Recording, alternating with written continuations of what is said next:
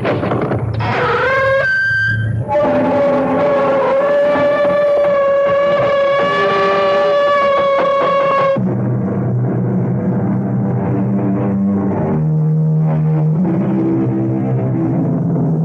in. Welcome. I'm E.G. Marshall. Welcome to the world of your own terrifying imagination. There are people who suddenly find themselves tortured and taunted by a fragile wisp of a memory. It's intangible and veiled, and it hovers uncertainly somewhere around the hazy borders of the conscious mind. It's a memory of something they may have said, or something they think they did. Exactly what it was has been long forgotten. But now, it must be paid for. And the price? Life itself.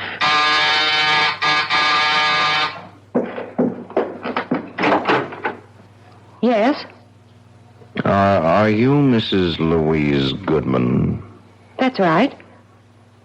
Are you sure? Why, of course I'm sure. It's just that I don't want to make a mistake. I'm Mrs. Louise Goodman. Who are you? And what is it you want? I want to keep my promise. Promise? What promise? I promised I'd kill you.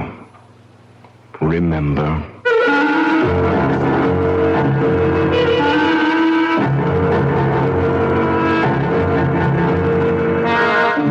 Our mystery drama, A Little Night Murder, was written especially for the Mystery Theater by Sam Dann and stars Tony Roberts. It is sponsored in part by Anheuser-Busch Incorporated, brewers of Budweiser, and by the Kellogg Company, makers of Kellogg's Special K cereal. I'll be back shortly with Act One.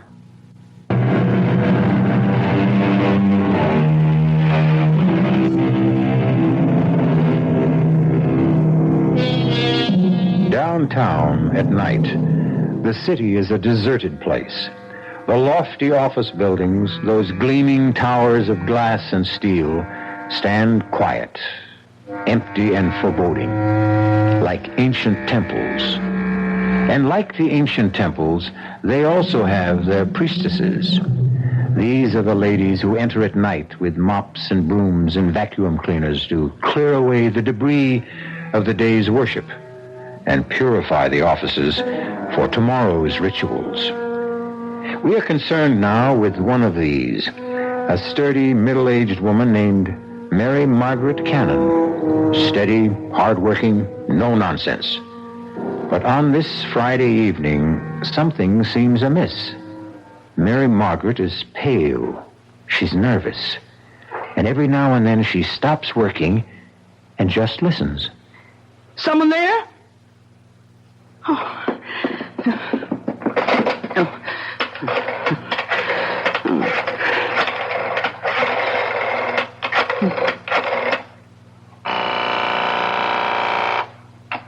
Hello? Terry, I'm scared. Scared? You? What did you be scared of? I don't know. It's these murders. Murders? These women who've been getting killed. I'll come and stay with you if you want. Oh, please. I'm so nervous, so jumpy. I'm so scared. Yeah, but why? I just don't know. Terry. Yes? I hear someone coming. Hey, are you sure? I hear someone. Terry. I'll hang up and call the police. Oh, no, don't. It's just the guard.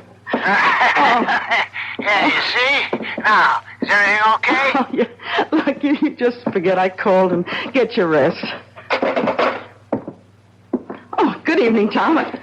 Oh, you're not Tom. No.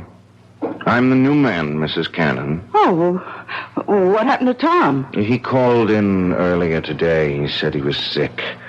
They sent me down to relieve him. How'd you know my name?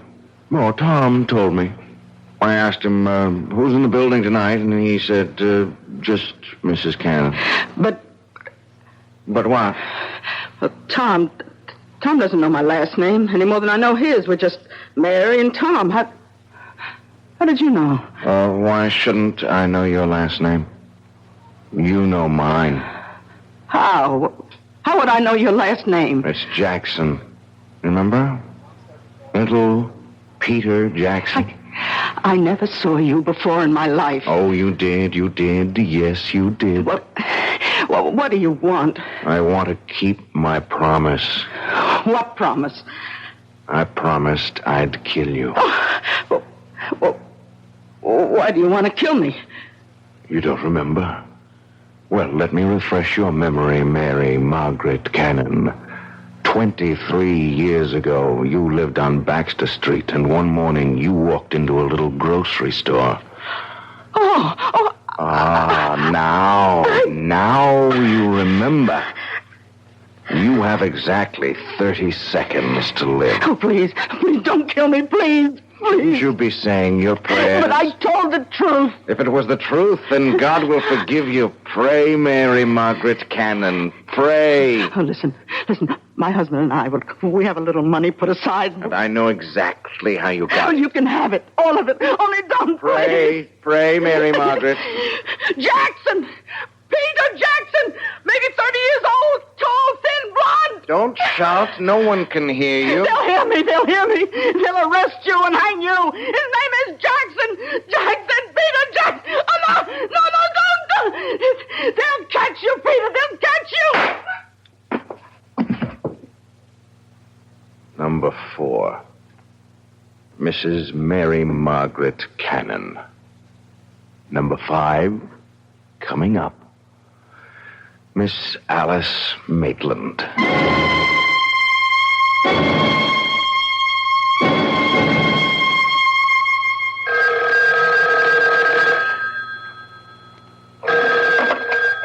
Captain Blake. Yes, Commissioner. Commissioner, I understand you... Listen, if you think somebody else can run it better, then get somebody else. I agree, sir. Yes, sir. No need for any of us to blow his stack. Absolutely, sir. Yes, I'll keep you informed. Well, you got a pretty good one here. Is this your first mad killer assignment, Lou? Yeah, I guess so, Captain. Mad killers, mad bombers, mad stranglers, you name it. You get one every 10, 15 years. You can count on it. You get a rash of absolutely senseless killings. No motive, no rhyme, no reason. Should we talk to her husband again? What for?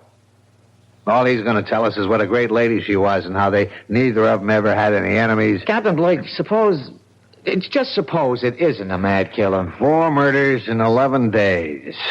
Number 1, Mrs. Martha Denson, shot while parking her car late at night. Number 2, Mrs. Janet Drew, shot in her backyard. Number 3, Mrs. Louise Goodman, shot in her apartment.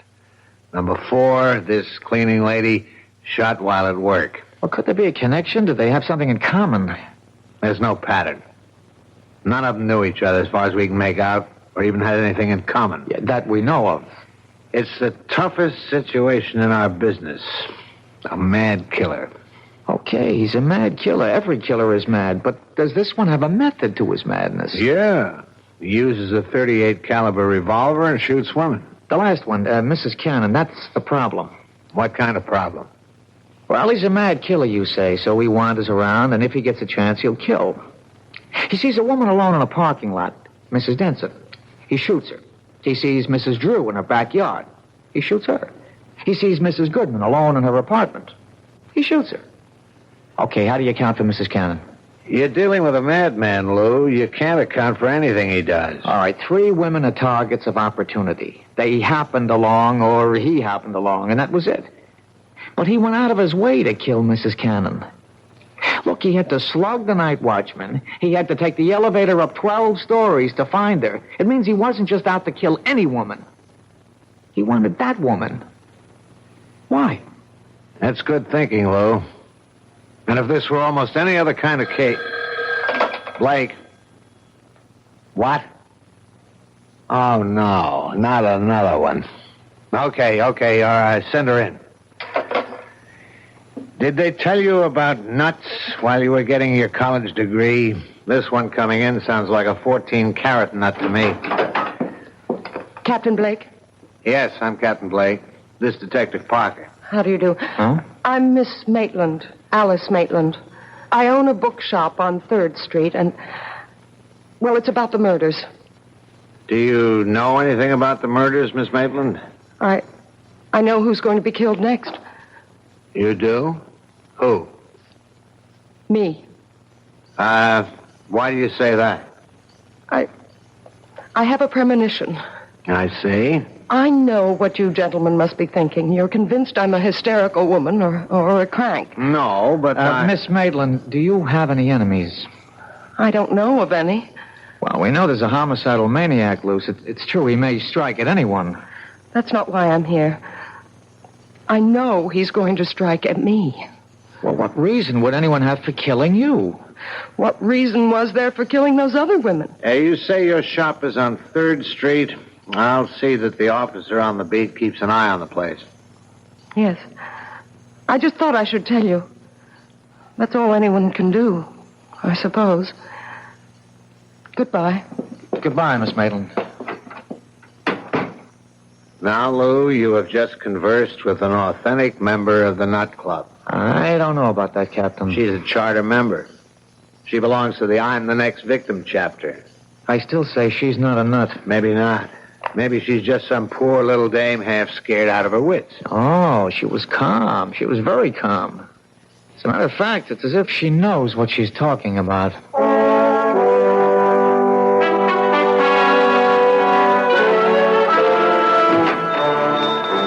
May I help you?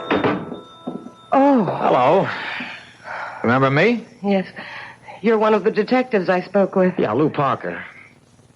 Tell me why you came to police headquarters with a story that, well, rationally, it doesn't make sense. You said as much yourself.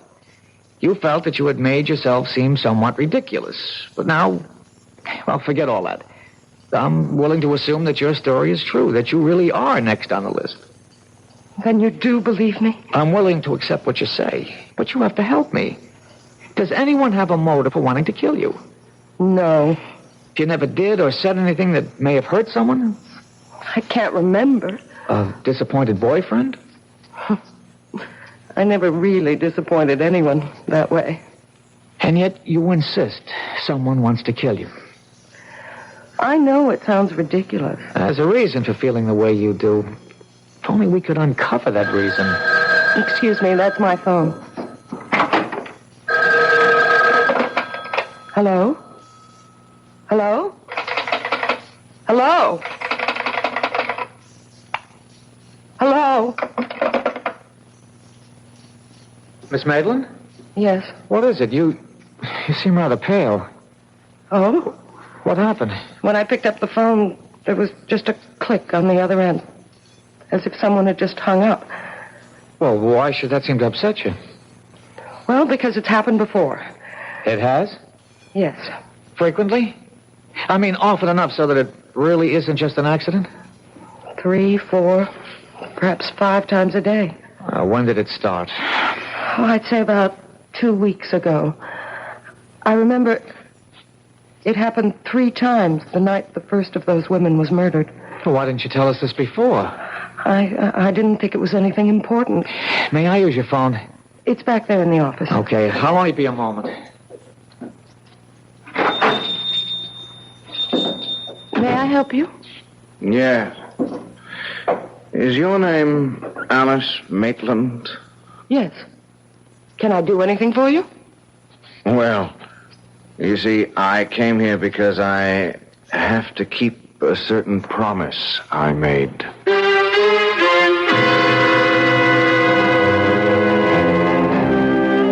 Say what you will about this young man. He has at least one redeeming feature.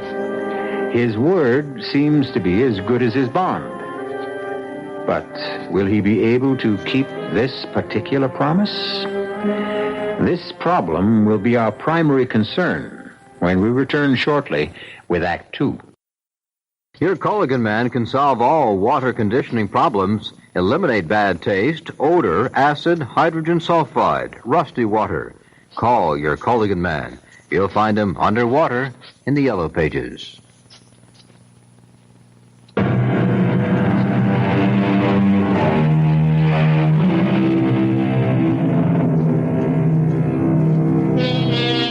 At one time, a young man named Peter Jackson has made the same promise to several women. A promise that he would kill them.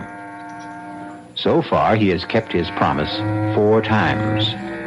Now, he is in a bookshop owned by a Miss Maitland, apparently ready to fulfill promise number 5. I came here because I have to keep a certain promise I made. You made a promise? Oh, yes. And I came here to keep my word. Miss Maitland, I think we're... Oh, I'm sorry. I didn't know you had a customer. What sort of promise are you talking about? I had promised a special person I would buy her a book. And I came in here to, Any particular type of book? Yeah. Yes, a good murder mystery. Oh, well, we have the latest Jonathan Merriweather novel. No, I don't dig him. Nothing happens. You got anything by Mike Stilson? Now, there's a guy who really writes murders. I mean, he kills somebody every other page. Oh, we're sold out on the latest. It's called Blood on the Street. Yeah, that's the one in which this guy kills all those dames. Look, if you're interested in that kind of stuff, all you have to do is read the newspapers. Do I tell you what to read, buddy? Sorry.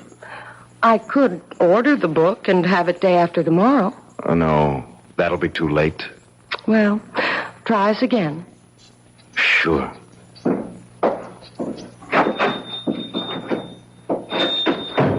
Well, there's a guy with gruesome tastes. Well, takes all kinds. Hey, you know, he's a great Mike Stilson fan, and he thinks nobody knows it. Who? My boss, Captain Blake. You're kidding. Hey, this is the very first time I've ever seen you smile. Oh, I smile a lot. It's just recently. I told Captain Blake about the calls. And? Well, you never know. He just grunted and said, I'll stay with it. What time do you close? Just about now. I'll take you home. I live in this building, 2 flights up. Well, how about some dinner? Oh, you don't have to. You asked for police protection. Is that the reason? Line of duty? Well, yes and no. I'd like to. Except that, well, it's the end of the month and I'm swamped with paperwork. Well, this neighborhood seems safe enough. It's busy. And that diner across the street stays open all night. Look, keep this card handy at all times. It's got a special phone number. Now use it. Anytime you're disturbed by anything at all, no matter how slight or trivial, don't feel embarrassed. Just get on the phone.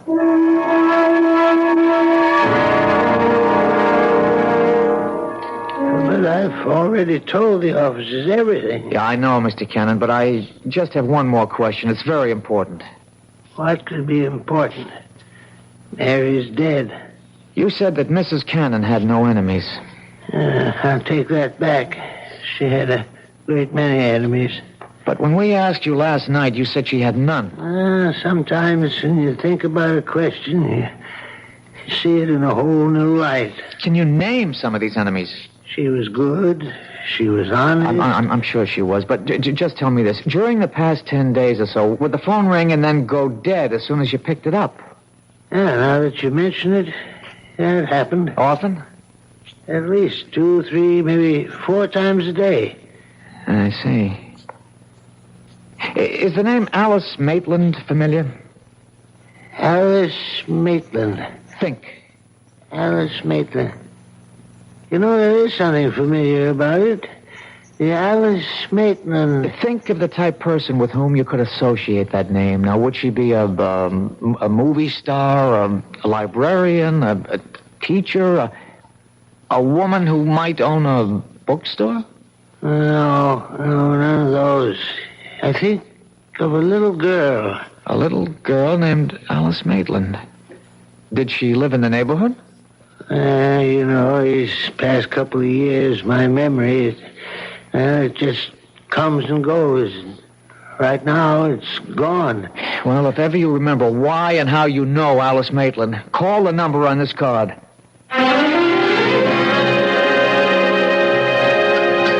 I'll have another cup of coffee, please. You were waiting for somebody, mister? Well, not exactly. Why do you ask? Oh, well, now you've been sitting around for hours drinking the stuff. The coffee in this joint that good? Look, don't be frightened. Oh, who's frightened? Well, you are, so, just look at this. Oh, you're a cop. Uh-huh. Yeah, I was beginning to think that you could be that mad killer. Well, it could be just about anybody. I hope I didn't scare you too badly. Well, the truth is, I wasn't that much scared for myself. No? Well, you've just been staring at that building across the street. I got the idea you were watching for something. Are you? Well, maybe. Could I have change for the telephone, please? Thank you.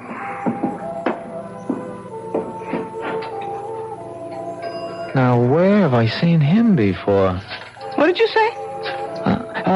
Nothing. Just talking to myself. You do that a lot, don't you? Do what? Talk to yourself. Well, that was a short call. She wasn't home. Oh, it's too bad. Did you find the book? What book? The one by Mike Stilson. Oh. No. Well, keep looking. You know the best way to stop talking to yourself? No.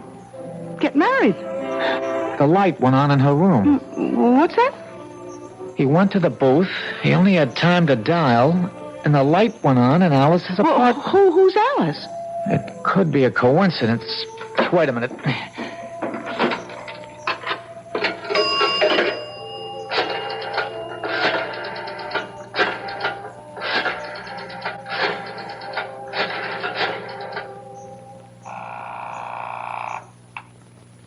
Hello?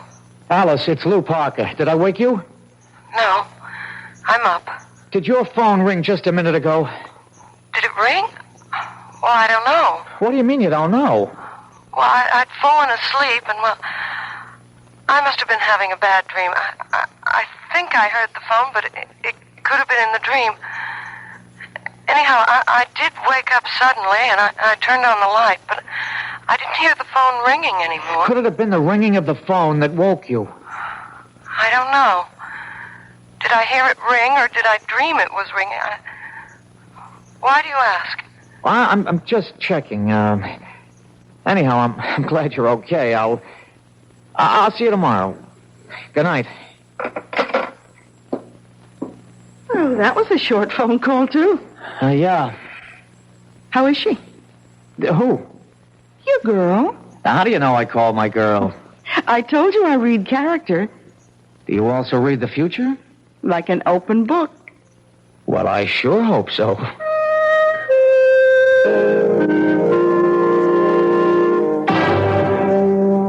Captain, we got ourselves the killer. Oh, how can you be sure of your guy? I saw him in the bookshop. Does that make him a suspect? Maybe he likes to read. Then again in the diner.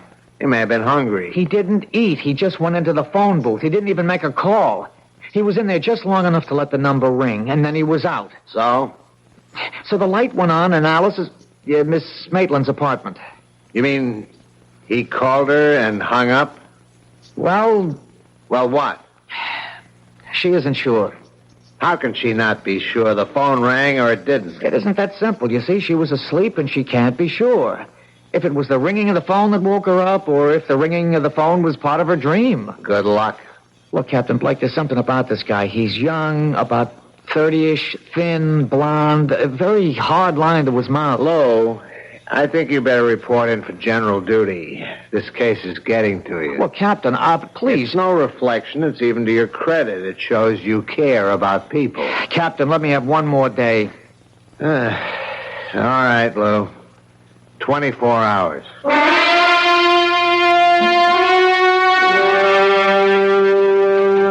I'm sorry I've caused you so much embarrassment, Lou. That's all right. Captain Blake is unhappy. He'll get over it. He thinks I'm crazy. Well, he thinks most people are crazy. Lou, you can't keep guarding me forever. He has to strike at you soon. That's the pattern. He's done 4 murders in 12 days. That's one every 3 days. This is the night of the 15th day. He's due. Unless... Unless what? Unless I've scared him off for a while. No, keep away from your window. Why? Well, if he's around, we'll be tipped off. But could I have scared him away? After all, how would he know I'm a cop? You never saw him before? Never. We have to assume he's our killer. And what is the only thing we know about him besides his general physical description? We know he wanted a book by Mike Stilson. Blood on the Streets. But he could have made that up on the spur of the moment. People rarely make things up in the spur of the moment. He knows what he's doing. He's out to frighten you. The phone calls are a part of it. That book. There's something in it that would cause you to be frightened. But what? I don't know. I've never read it. Well, he figures you did. After all, you own a bookstore.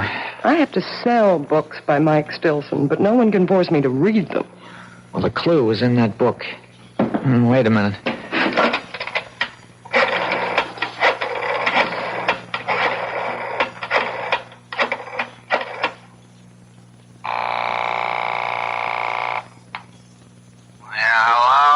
Captain Blake, it's Lou Parker. Do you know it's 2 a.m? Yes, sir, but I'm calling in the line of duty. You live dangerously, Lou. What is it? Captain, you've read all the books by Mike Stilson. What? Don't deny it, sir. It's a known fact throughout the department. You mean you woke me up at 2 a.m. just to ask? Line of duty, sir. If I read those books, it's only because I get a good laugh at how unrealistic they are. Captain, what's the story of Blood on the Streets? Lou, I hope your patrolman's uniform still fits. I'll be able to prove this is the line of duty. Yeah, Alice, pick up in your extension. Well, in a nutshell, a bunch of spoiled, rotten rich kids are kind of high. They're joyriding in this sports car, and they run down and kill this harmless old gent. The harmless old gent has a son. The son comes back from Vietnam. He swears he'll have revenge, so he shoots the joyriders one by one. That's it? That's it. And it better be line of duty. Well, Alice? No.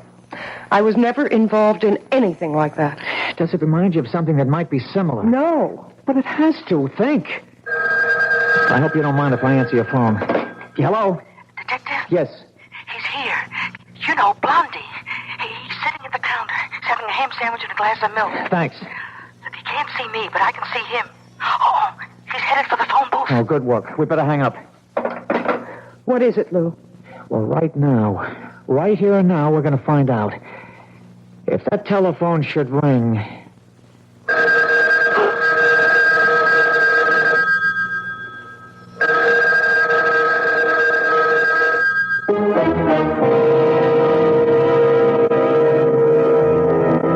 Whatever his faults, and we have already witnessed a rather grievous one, at least young Peter Jackson is something of a sportsman. In his own way, he warns his intended victims. He even tries to give them clues. This time, has he given one too many? We'll be back shortly with Act 3. This is WBBM, Chicago, News Radio 78.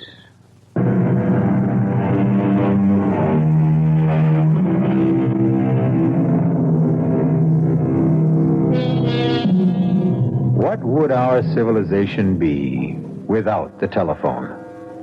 Imagine your life without it. And the way the telephone works, it requires 2 people to complete a call. However, some of the most eloquent conversations can be carried on when there's no one at the other end, as you shall hear. Answer it, Alice. Answer it. Hello? He hung up. Now I've got him. Where are you going? You stay here.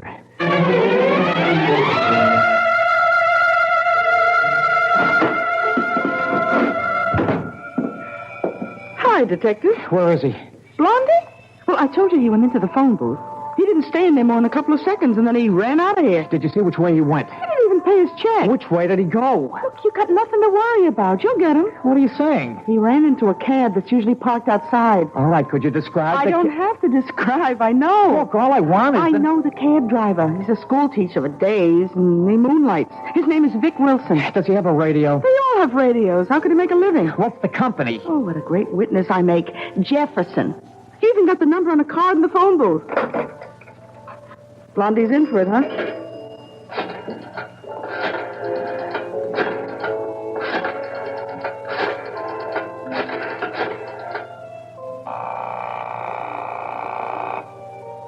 Jefferson Cabs? This is a police call. You have a driver, Vic Wilson. He's on a job right now.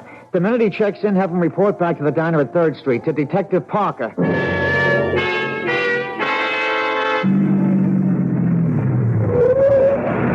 Detective Parker? Yeah. How do I know it's... My badge. Get in. Can't be too careful. That maniac running around loose. Where'd you take your last fare? 790 Crescent. Oh, what is it? It's an apartment building. How big? 6 family, I'd say. Attached? No, it's all by itself. There's an empty lot on either side. They're renovating the neighborhood. It's about time. He lives there, huh? Yeah, I've been taking him there for the last couple of days. He comes out of the diner, he gets into the camp, that's where he goes. That's good enough. Is he a bad boy? Well, you wouldn't give him a star for good conduct, teacher. Throw on those searchlights, Haggerty, and hand me that bullhorn. We know who you are, and we know you're in there. We'll give you exactly 60 seconds to come out. Walk out the front door with your hands in the air. Keep behind the car, Lou. A nut like this one might want to take some people with him. You've had your minute. Come out, or we'll come in. All right, let's get in there fast. Open up, police. All right, stand to the side of the door, Lou. Cover me.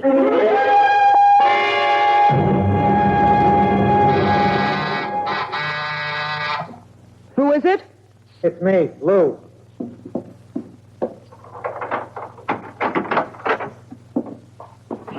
Lou, what happened? Well... You didn't get him. No, we didn't get him.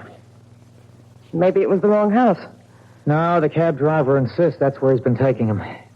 Then what happened? Oh, he's smart. He has himself dropped off at a false certain address in case he's being tailed, and then he sneaks out. Makes sense. Of course, Captain Blake doesn't believe a word of it. But, Lou... Oh, come on. 6 families live in that house. 6 ordinary, law-abiding families, and we rouse them at 5 in the morning and search the place. How angry is Captain Blake? Well, if he ever gets over it, I may wind up working nights in charge of the property office. Otherwise, I'm pounding a beat down along the docks. It's my fault. No. How do I really know I'm in danger? Why isn't this the product of an overwrought imagination? And the phone calls? Coincidence. And the guy in the bookshop? And we see him again in the phone booth just before your telephone rings? It could all be coincidence. I can't accept that. Captain Blake does. As far as I'm concerned, you're in danger, and you're convinced of it too, aren't you? But I don't have to be right. We can't take any more chances. Now, I'm going to stay here with you for another hour. By then, the stores will be open, and we'll buy you a small .25 caliber revolver. No. I'll arrange for a permit, and I'll show you how to use it. But I can't stand the sight of a gun. Alice, if a man is determined to kill you, all the advantages are on his side. We have to reduce the odds. I couldn't own a gun. I couldn't use one even if it meant saving my life. Now, Alice, I don't want to say that sounds silly, but... Lou, I don't think I can ever forget. Forget what? Well, I was standing right next to a man once who was killed by a gun. When? Oh, years ago. I was about 6. Who was killed? A very nice man. He was our grocer, Mr. Jackson. It was the day after New Year's, and Mama sent me out to buy... this day I remember. A quart of milk, a half pound of butter, and a jar of strawberry jam. And then this man came in. He had a gun. It was a holdup.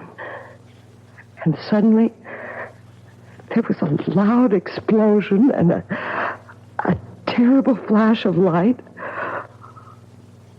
Oh, it was terrible. Mr. Jackson fell to the floor. He was dead. And the man ran away. Was he ever caught? Oh, yes. Just a few hours later. I had to go to the station house to identify him. Do you realize what you've just told me? This is it. You identified the man. He was sent to jail. Now, years later, he wants his revenge. But that's not what happened. No? Well, you see, I was so frightened. I wasn't sure. I really couldn't identify him. And he went free. So why would he want to kill me now? Then that gets us nowhere either. The others couldn't identify him either. The others? Yes. There were other people, but no one was sure of him. Now, if you had identified him and sent him to prison, it'd make sense to suppose he'd want revenge, but you didn't. Now, whoever and wherever he is today, he's happy. But the fact that you failed to identify him could have made someone else unhappy. What do you mean? Oh, the book, Blood on the Streets. It's about a man who killed people who did his father an injury. Did this grocer have a son? I think so. I think a little boy used to play in the store. Oh, but it's so long ago. Who could that be? I'll take it. Hello? Mr. Parker, it's Terry Cannon. Remember me? Yes, Mr. Cannon. They said I could reach you at this number. Anyhow, it came to me. What came to you? Well, I was trying to puzzle out why the name Alice Maitland was so familiar. Well, sir, about 23 years ago, Mary Margaret was in a grocery store, and a man was killed in a holdup. I took her down to the station house to identify the gunman. And could she? Well, no, sir, she really couldn't be sure. Anyhow, another one of the witnesses was a little girl. Her name was Alice Maitland. And I remember her because she was the most terrified little thing I'd ever seen in my life. Thank you. Thank you, Mr. Cannon. I've got you. Finally, I've got you all tied together. Who? You and those women who were killed all come together in a little grocery store some 23 years ago. Finally, now we know who we're looking for. I'd like to see the look on Captain Blake's face when I tell him You won't this. live to see that look, friend. Lou! I know you got a gun in the shoulder holster. Just lay the phone down. Slow. Easy. Now, raise the hand. Slow. Easy. That's fine. Just keep them there. I guess your name is Jackson. Peter Jackson, Jr. You figured it out. So I figured I'd have to come back and get both of you. Hands stay up. Well, it's too late, Peter. We know about you. Yeah, you know about me, but the other cops don't. See, I was in the house across the street when you staged the raid. I thought I'd die laughing. I learned never to get dropped off where I live. That way you don't get surprised. You won't get away with it. Oh, I'll get away with it. She's the last one. I'm sorry about you, but I'll walk out of here.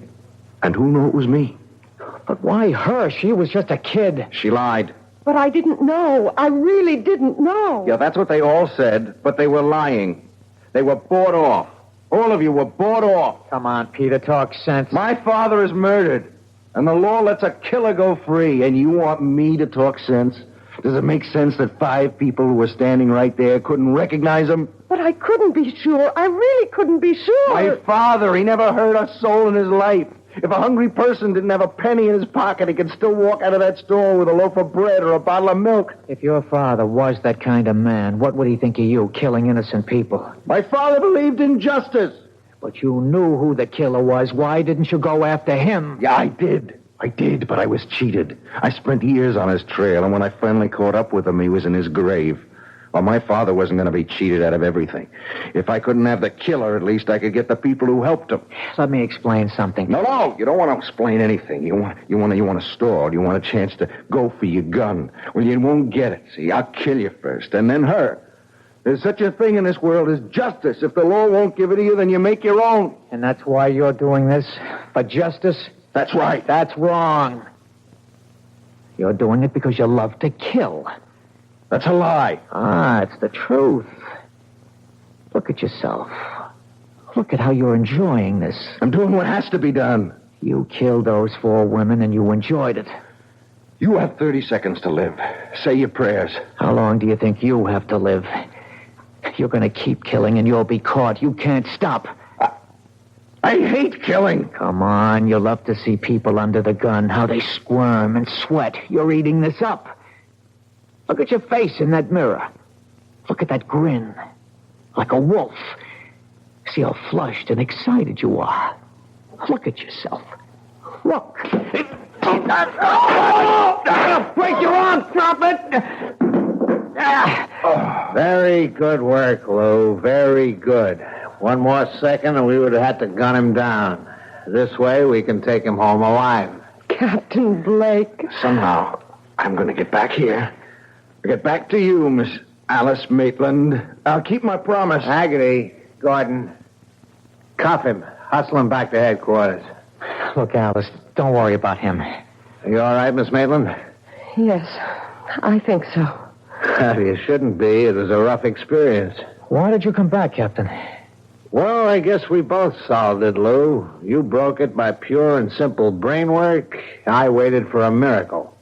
Oh, did you get it? Yeah, I got it. I got it because of this little machine. Mary Cannon was killed in an office.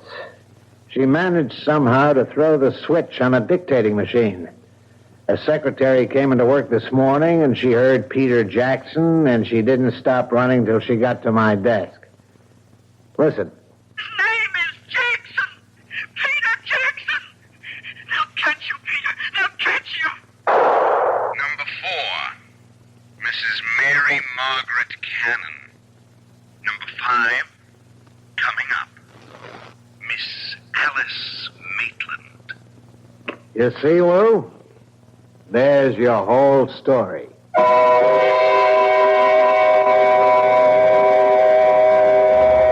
Of course, that isn't our whole story. For instance, you might want to know what happened to Peter Jackson. He's in a hospital for the criminally insane. For his sterling leadership in cracking the case, Captain Blake will probably become the next chief of police. Detective Parker will probably become Detective Sergeant Parker. And Miss Alice Maitland will probably become Mrs. Lou Parker. So you see, sometimes we can give you a happy ending. I'll be back shortly.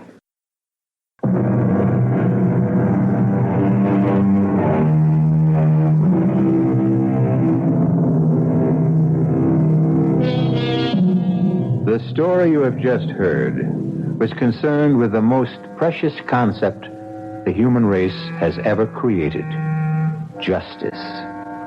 And when you think of Peter Jackson, perhaps he proves the point made by a great poet. When a man takes justice in his own hands, he will soon shape her to his own ends.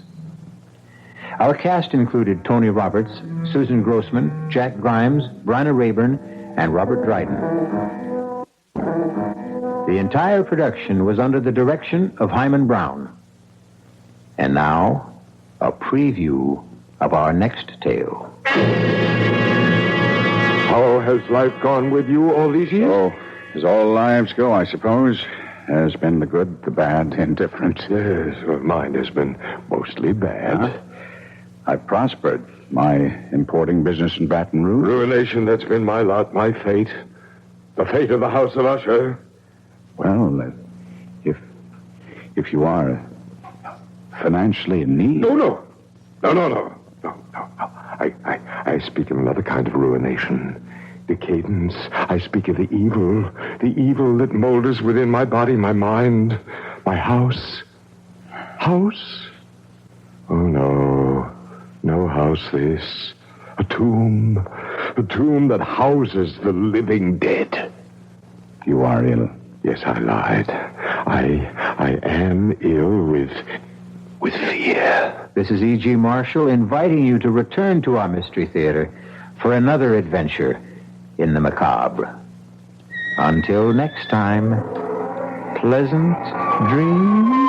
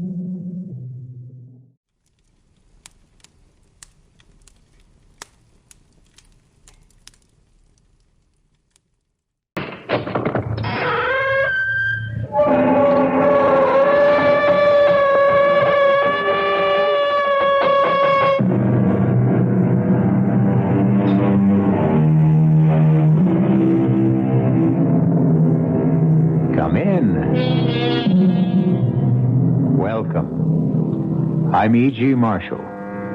Welcome to the sounds of suspense, to the fear you can hear. Horror that makes the flesh crawl as with maggots, terror that turns the brain to jelly. These mark the work of Edgar Allan Poe. For nearly a century and a half, readers have wondered at the mad creations of his fevered brain, even as their blood ran cold with fear, as shall yours. It comes. What comes? It's here. It stopped. It stands outside my door. What stands outside that door? See? Oh! Good Lord, help us. Please, God, help us.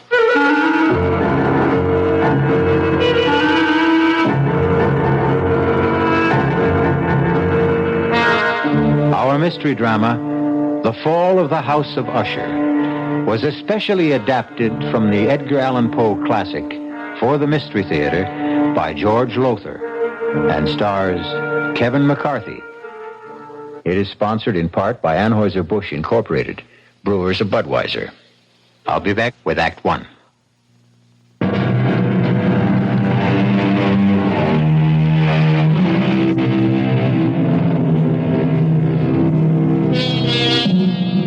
I must warn you that there lies ahead for you a tale so gruesome that when it ends, you will know beyond doubt that never in your life before have you experienced such revulsion.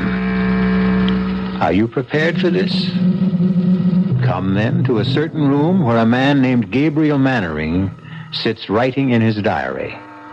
A certain room in the House of Usher. I sit here writing this diary, when in truth, were I not a fool, I should have already departed this frightful place. Already I have sensed such horrors in these first hours of my visit that I tremble at the thought of what may be in store for my friend Roderick Usher, and for me. During the whole of this dull, dark autumn day, I had passed on horseback through a singularly dreary tract of country, and at length found myself, as the shades of evening drew on, within a view of this bleak and melancholy house, the House of Usher. I felt at once an iciness, a sickening of my heart, and wondered what it was that so unnerved me. I was soon to find out.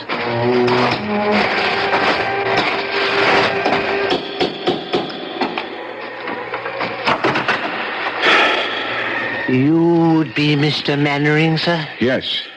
My master waits you. One moment, This one way. moment. My horse. Oh, we'll be well cared for, sir. Oh, that carriage standing there. That black carriage? Is there another visitor? Only the doctor. He is attending Miss Madeline. This way, sir. Thank you. Follow me now, sir.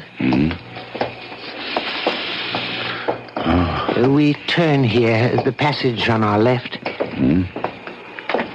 Now this to the right. I had no idea the House of Usher was so vast. Ah, yes, vast. Above and below. Below? There are chambers underground, vaults, dungeons that even I have never seen, and I have lived here as servant to Mr. Usher more than 30 years. Here we are, sir. Come. Mr. Gabriel Mannering, sir. Oh, Gabriel, my dear good friend, you've come at last. Roderick, I came immediately on receipt of your letter. It gave me cause for concern, deep concern. After all, Roderick, not having seen each other in years, nor corresponded even, to receive a letter from you was in itself a surprise. But the contents, Roderick, the contents were a shock. How ill are you? Ill? I'm not ill. Not ill? But in your letter... I am not ill! Oh, I may have mentioned something of the sort in my letter, but... More than mentioned, you spoke of acute bodily illness, of oppressive mental disorder, of a malady, dear friend, so strange you could not bear to face it alone. Now, that is why I'm here. That is why I came at once. The terrible agitation in your letter. Oh, mood. It was nothing but mood. Mood of the moment, nothing more. Come now. Cato, the port. Good. Thank you. I'll pour. And, Cato. Sir? Dr. Wyndham is with my sister still? Yes, sir. I would speak with him before he takes his leave if he feels I can bear to... Sir? Nothing. Just say I wish to see him. Yes, sir. It's a vintage port, Gabriel. You'll enjoy it. Its aroma, its fragrant bouquet will delight your nostrils. Its taste will fall sweet on your tongue. Your health, good friend. And yours, Roderick. Well, now, tell me about yourself, Gabriel. How has life gone with you all these years? Oh, as all lives go, I suppose. There's been the good, the bad, indifferent. Yes, well, mine has been mostly bad. I've prospered. My importing business in Baton Rouge. Ruination, that's been my lot, my fate. The fate of the House of Usher. Well, if you are financially in need... No. I speak of another kind of ruination. Decadence. I speak of the evil that moulders within my body, my mind, my house. House? Oh, no house this. A tomb that houses the living dead. You are ill. Yes, I lied. I am ill with what? With what? With fear. Fear? Of what? I know not. Well, what do we all fear, each of us? What living thing has not known fear? It lives within us, this fear. It rots within us, as I rot within this house. But mark you, good friend, whereas with others fear rides like a restless maggot, only now and again with me, it's ever present, a colorless slime growing within me, spreading, engulfing, drowning me. Roderick. No. I'm all right now. I'm all right. You must go. Go? Well, you shouldn't have come. I shouldn't have asked you. You must leave this house of death, this tomb. Stop that. Now stop. I tell you that... Enough. Enough now. Here. Sit down. Compose yourself. Now hear me, Roderick. I came a great distance through the foulest time of the year to be with you, and here I shall stay until you are well again. You don't understand. I shall never get well. Of course you will. No. No, she is dying, you see, and I... Your sister? Is it she who is dying? Yes, Madeline. But it's she who is dying. If it is... No, you don't understand. You don't understand. Come in. Dr. Wyndham. Come in, Doctor. Thank you, Cato. May I introduce myself, Doctor? Mr. Usher, as you see, is not himself. I'm a friend of his, Gabriel Manning of Baton Rouge. Oh, how do you do? Louis Wyndham. I entreat your pardon, both of you. Now, Roderick. My nerves sometimes. Yes, I know, and I'm sure Mr. Mannering understands.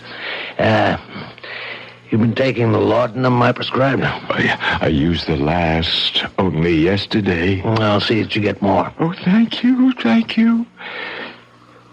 My sister? There's no change. How long? Before death. I don't know.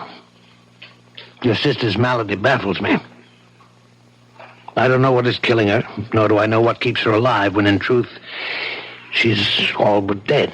Would it be an impertinence, Doctor, for me to ask you what you mean by that? Well, no, Mr. Mannering. Quite simply, there have been times when Miss Usher, Madeline, has been devoid of all vital signs. By this, I mean I've been unable at these times to detect a pulse, blood pressure, any respiration whatsoever. Yes. And yet, moments later, she's opened her eyes and returned to the world of the living. Strange. I've encountered nothing like it in years of practice.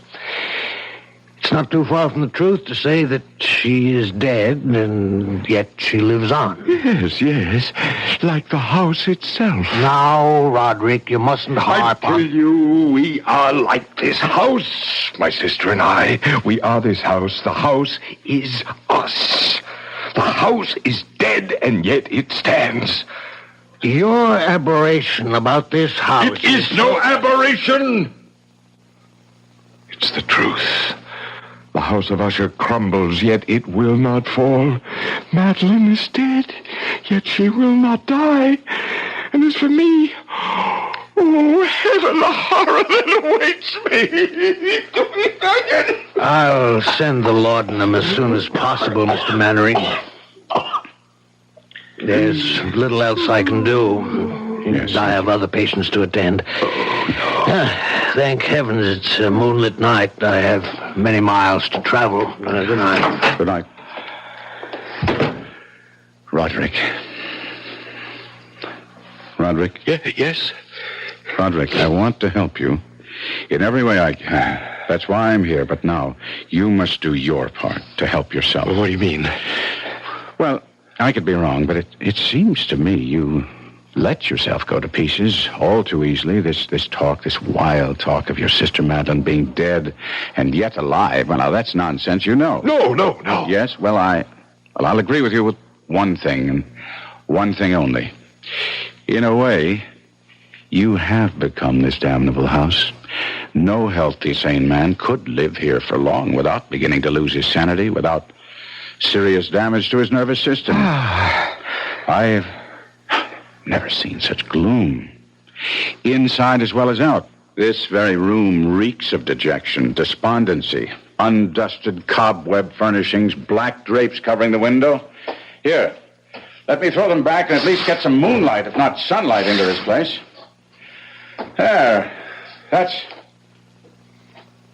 Roderick. What is it? There's a graveyard. I can see it in the moonlight. The family graveyard, yes. Who would be walking in it at night? But what do you say? Well, where do you see that? There. Amidst the headstones. Oh, it's Madeline. What is she doing out there? Well, we'd better go and find out. Good Lord.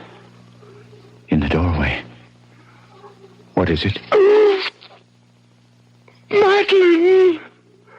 Am I that horrifying to look upon, dear brother?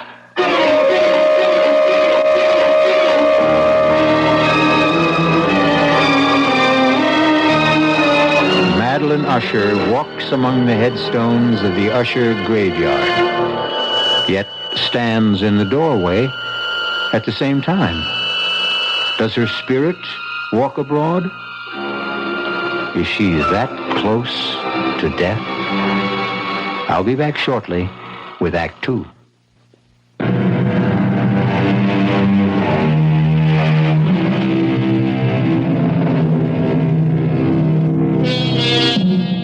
Again, I must ask if you wish to go on, and warn that if you do, you will experience a kind of horror for which I can find no words. Even Gabriel Mannering, writing in his diary, found it difficult to express his feelings in that moment of first meeting with Madeline Usher. I seek and cannot find words to recreate the terror of that moment. Not a woman, but a corpse stood before us in the doorway of that awful room. The very woman, or corpse, if you will, that but an instant before Roderick Usher and I had glimpsed in the moonlight graveyard beyond the window. If she is alive, I thought, she should be dead. Fatuously, I said, "You are Madeline Usher?" Yes. How do you do? I'm Gabriel Mannering. I know. You winced as you took my hand. What? You felt its coldness. No. Yes. You need not dissemble with me. Even now, you find it hard not to stare at the dark patches on my face, the putrescence that lives. Yes, thrives in my dying flesh. Madeline, my dearest sister, you should be lying down, resting. You mustn't waste your energy. I wanted to meet your friend. Someone from the world of life outside this house, this tomb. I wanted, needed. Falling, catch her. I have her. Put her on the couch, Gabriel. No. Still, we'll carry her to her room. There's no pulse. No heartbeat.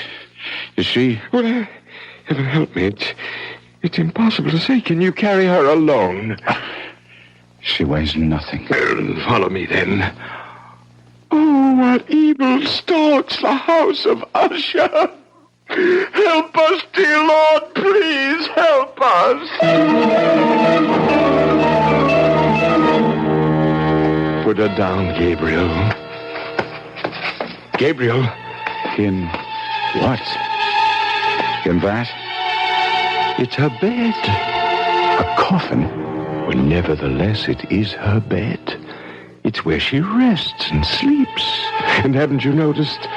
what she's wearing isn't a nightdress. A shroud? Yes.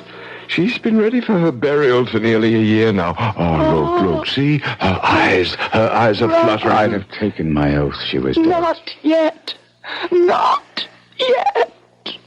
Oh. Gabriel, my friend, come.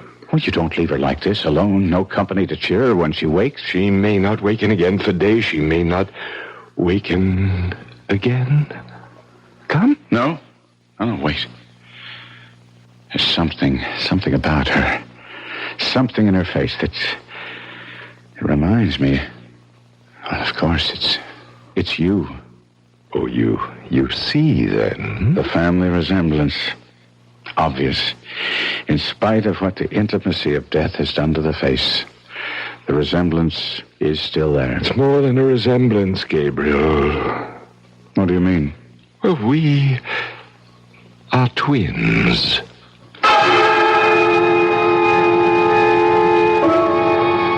As my friend spoke those words in that chamber of death, a curious change came into his face. It floats before me even now as I write, a complexion gone so suddenly cadaverous. His eyes large, liquid and luminous beyond comparison. Thin and pallid lips gone thinner, paler. For a moment, he seemed scarce human.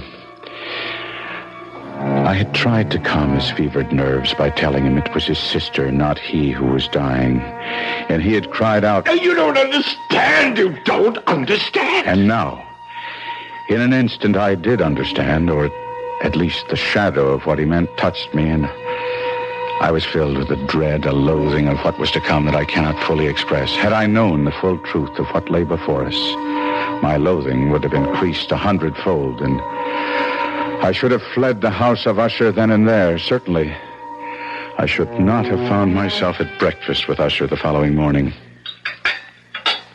Another helping, Mr. Mannering? No more, Cato. Then I can give you the message. A message from whom? Miss Madeline. She wishes to see you at your convenience. Well, then I'll go to her, of course. Now, why do you look at me like that? And now why do you turn away? Cato, face me. Look at me. What is it? Cato, is it the odor? Yes, sir. You'd best not go, Gabriel, or if you do, another time. I don't understand. The odor, the stench of putrefaction. It's stronger at times than at others. And you mean that she... Take me to Miss Madeline at once, Cato. No. It will sicken you, nauseate you, even infect you. Well, it can kill me and be damned to it, but I'll not disregard a last wish of a dying woman. Unlike you, Roderick, I do not fear death.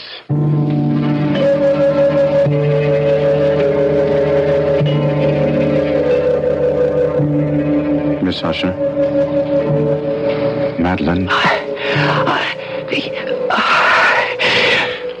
Are you too tired to speak now? No. Would you prefer I came back another time? No.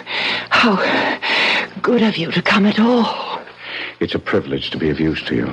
A favor. I wish a favor. Anything in my power. I want to die. I'm in such pain and I want to die, but I cannot. Cannot? I'm afraid. There's nothing to fear.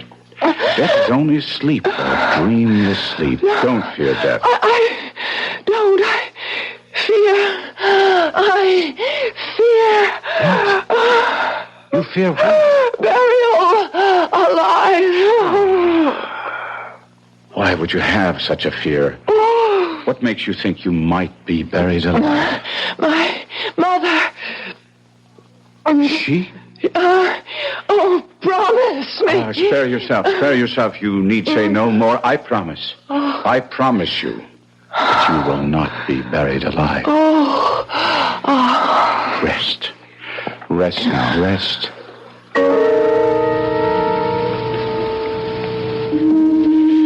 That is what you meant, Roderick, is it not? Like her, like your twin, you don't fear death so much as you fear being buried alive. Well, that's part of my fear. Yes. Only part? Well, I fear... Oh, God, more than I can tell you. I fear what happens in death. Another aberration. As with the house, so with this. You are a man given to aberration. And what of that? You make as little sense as Wyndham. You think because you call a thing an aberration, it'll go away, that it will cure itself if you but name it. Reason, common sense. Reason, common sense. Well, you speak to me and Usher of reason and common sense, Do you not know of the madness that has tainted this family through its history? From the beginnings of the House of Usher, this house, this family...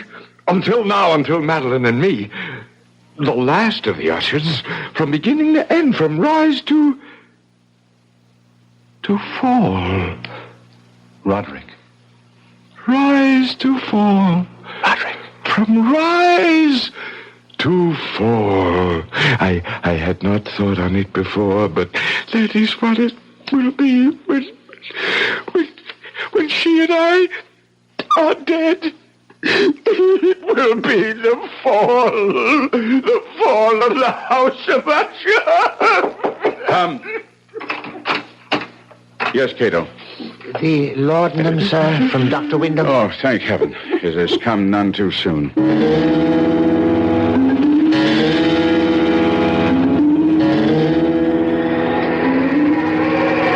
Mr. Mannering, sir. What? Oh, yes, Cato. You've been sitting here in the graveyard for nearly 2 hours. That long? Yes, sir. Tell me, Cato, how long have you been servant to Mr. Usher? More than 30 years, sir. But I thought I'd told you that the night you arrived just a week ago. Did you? Then I forgot. Were you here when the mother died? The mother of Mr. Roderick and Miss Madeline? Why do you ask such a question, Miss Mannering? I don't know, really, except I've been dwelling on what Miss Madeline told me about her mother. Buried alive. Was she indeed? Sir, don't ask such questions. Don't dwell on such thoughts. Why not? It was discovered the mother had been buried alive? Yes. Tell me about it. Sir, I entreat you. Understand. You cannot stay in the House of Usher. No one can without something, I know not what, but something evil taking possession of his mind, his spirit, his very soul.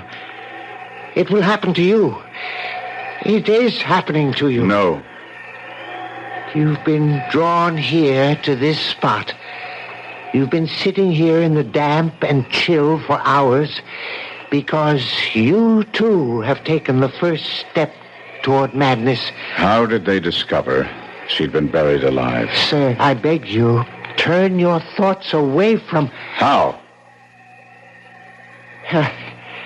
If you must hear it. A few weeks after she had been buried, the coffin placed in that vault you see under the trees, it was discovered that she had been buried wearing a valuable ring. A ring? It contained a stone worth a fortune. It had been hers. She had always worn it, and when the undertaker encoffined her, he neglected to remove it. He had no idea of its worth, or surely he'd have inquired whether the family wished her to wear it to the grave. And as you will understand, such was Miss Madeline's and Mr. Roderick's grief. They didn't think of the ring until weeks later. And decided to retrieve it? Yes. We went to the vault, the three of us, slid back the slab that covers it, and... sir, let us go in. Finish what you're telling me.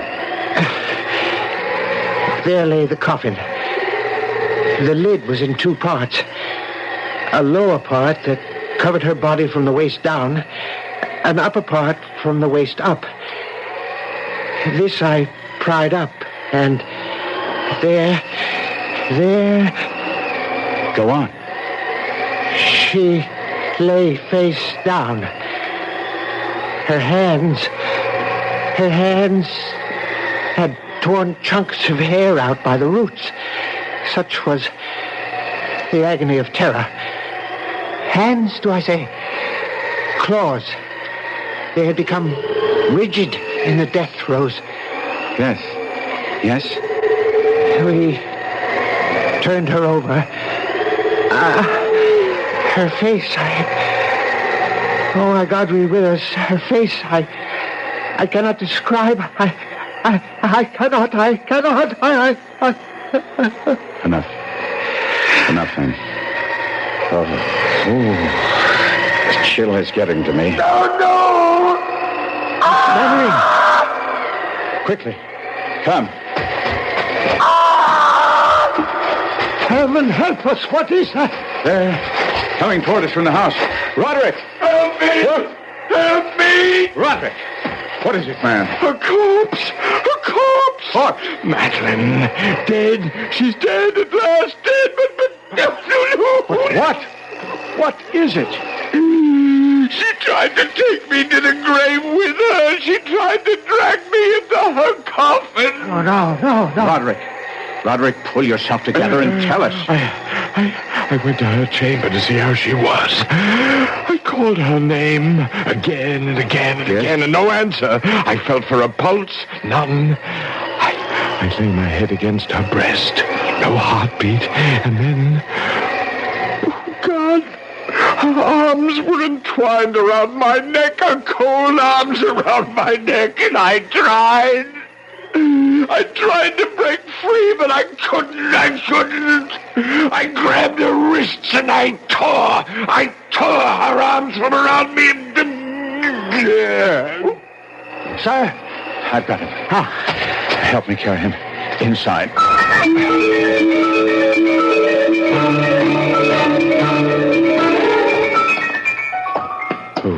Oh, no. Now be calm, Cato. When Mr. Usher tore himself free, he must have dragged her half out of the coffin. Come. We must put her back in. Cato. I dare not touch her. Very well.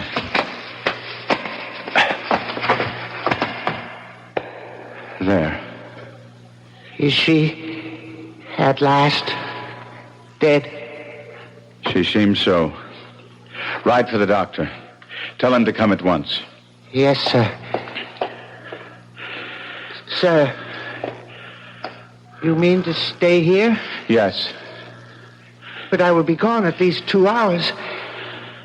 Should you change your mind, you'll not be able to find your way back to the library in that maze of corridors. Now, don't worry about it. I shall stay here.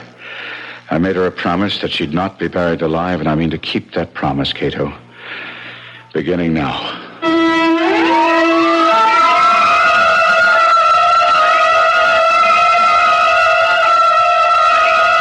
Alone in that chamber of death, within the House of Usher, Gabriel Mannering seats himself beside the coffin of Madeline Usher to keep his vigil and his promise, and wonders if he himself may not be going mad.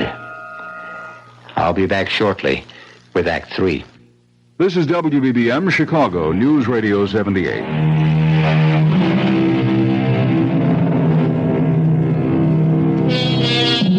Terror so awful as to shatter the human mind haunts the House of Usher, hangs like a shroud in the air, drips on the spirit like the very slime upon the decaying walls. As Gabriel Mannering sits beside the coffin of Madeline Usher, he feels this terror seeping into him. Seeping into me like a rising tide of pollution. Cato said he would be gone 2 hours in fetching Dr. Wyndham, but to me, it seemed like 20 before I heard his returning footsteps. You don't look well. I'm all right. Sir, you deceive yourself. Well, never mind now. I'm seeing Miss Usher. My bag, Cato? Thank you. Heart first. Mm-hmm. Is she? No, there's no heartbeat. None whatever. No pulse. No vital signs at all. She is gone, then? Hey, Mr. Mannering, I've attended her in this strange illness for nearly a year. I've seen her in this state 4 times before. What's to be done? What indeed? Well, I would wait a few days at least, and then I should bury her. No. No? She feared to be buried alive. Yes, I know. Her mother. You attended her? No, another man. From what I've been able to learn, I judge her illness was similar, just as unaccountable as baffling. Well, Mr. Mannering, she did indeed fear the same fate her mother suffered, but I should think that after, say, 3 or 4 days... I say no. At least a week. No, 2, even 3. You don't know what you're saying. You can't keep a body for 2 or 3 weeks. Especially hers. Why especially hers? Well, look at her, man. Here. See? Under the skin of the cheeks. Those gray patches. She's partially decomposed already. I gave her my word, Doctor. I said we would make sure. There is an evil in this house. A sinister, malevolent thing that fastened itself on the Ushers years ago. And is beginning to fasten itself on you. Now hear me out. I have not seen you in some days. But the moment I came into this room, I saw it. I tell you, I saw it. The change in you. The sickening in you. I do not use this word lightly, Mr. Mannering. The insanity in you. You are right. I, too, have sensed, well, no matter. I am not given easily to fancies either. However, I am given to honoring a promise. I gave Madeline Usher my word she would not be buried alive, and she will not be. Now, I see that I cannot dissuade you. Very well. Do as you wish. And may God help you.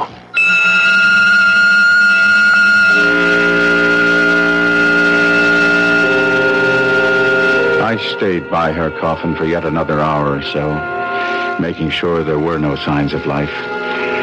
Then I returned to the library, led there, of course, by Cato, for I could never have found my own way through that maze of corridors and passages. I found Roderick Usher seated bolt upright in a wing chair, staring at I know not what. Roderick, I must talk to you. Do you hear me? Yes.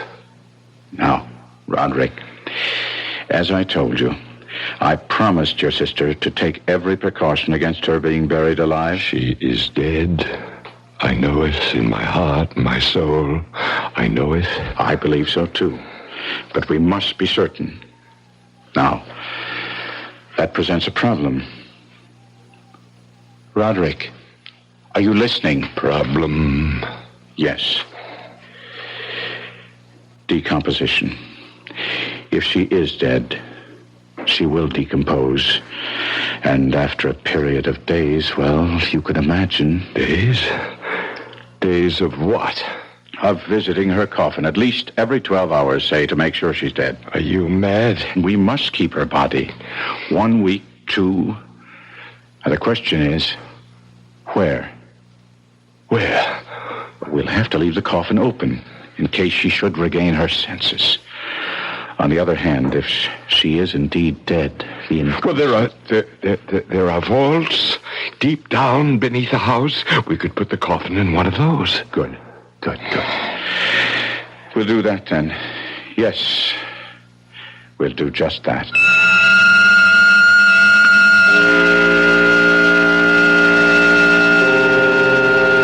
Together, Usher and I arranged for the temporary entombment of Madeline, his twin. The vault, so long unopened that our torches were half smothered in its oppressive atmosphere, was small, damp, and entirely without means of admission of light, lying at great depth beneath the house. There, Gabriel. It is done. We must come here again. In no more than 12 hours. As you say. As you say. Before he wished only to bury Madeline. Why now did Roderick become so compliant? Agree so readily with what I said? If only I'd asked myself that question.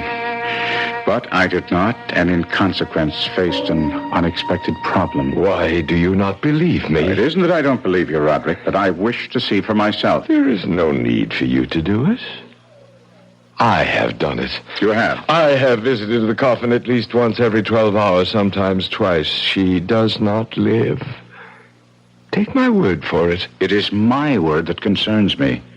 I gave my word to her, not yours. She is dead.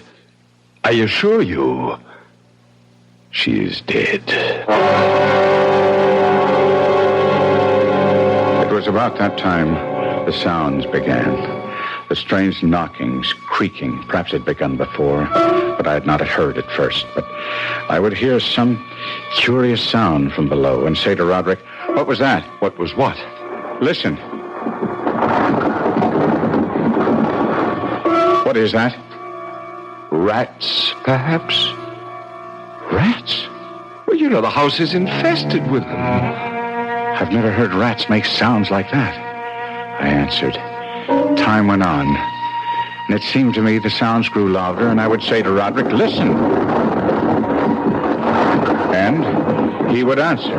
A door banging in the wind somewhere. And I would say, but there is no wind, and he would answer, well, then it's something else. Don't bother me. And then on that fatal night as we sat in the library, he just sitting, staring vacantly at nothing, I trying to read, but my mind focused on that awful chamber of death far below, and outside the wind gathering for a storm. It happened. I became aware of distinct, hollow, metallic, yet muffled reverberation. Completely unnerved, I leaped to my feet and looked at Usher. His eyes were fixed before him, and throughout his whole countenance there reigned a stony rigidity. I said, Roderick, do you not hear it? Yes, I hear it and have heard it, as you have. Long, many minutes, many hours, many days have I heard it. Yet I dared not speak. No, touch me not. I am accursed. For I heard the sounds as did you, but I dared not speak and dared not go. Not go? My God, are you telling me? That not once have I gone down to see. I dared not. We put her living in the tomb. She comes for me. Listen. Now listen and know.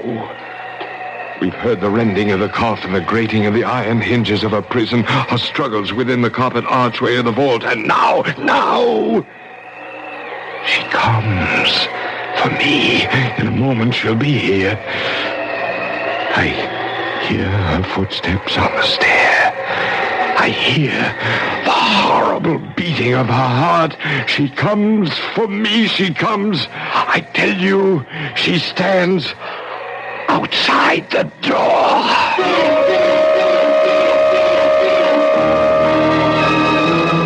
And as if in the superhuman energy of his utterance there had been found the potency of a spell, the huge antique panels to which he pointed drew slowly back, and outside those doors did stand the towering and enshrouded figure of Miss Madeline. There was blood on her white robes and evidence of some bitter struggle on every portion of her putrefied frame. For an instant she remained trembling and reeling to and fro upon the threshold. And then with a moaning cry, fell heavily inward on her brother. And in her violent and now final death agonies, bore him to the floor. A corpse.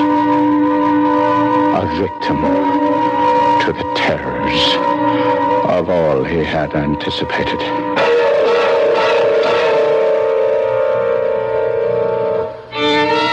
This is E.G. Marshall.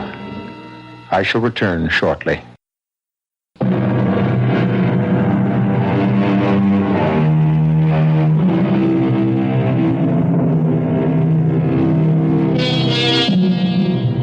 The manuscript of The Fall of the House of Usher ends thus. I fled from the house, leaving all behind me. As I ran, I heard a sound so horrendous it made me stop and turn. My brain reeled as, looking back, I saw the mighty walls of the house burst asunder.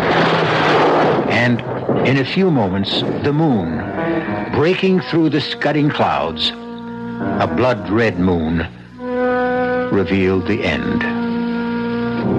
The fall of the House of Usher. Our cast included Kevin McCarthy, Arnold Moss, Marian Seldes, and Robert Dryden. The entire production was under the direction of Hyman Brown.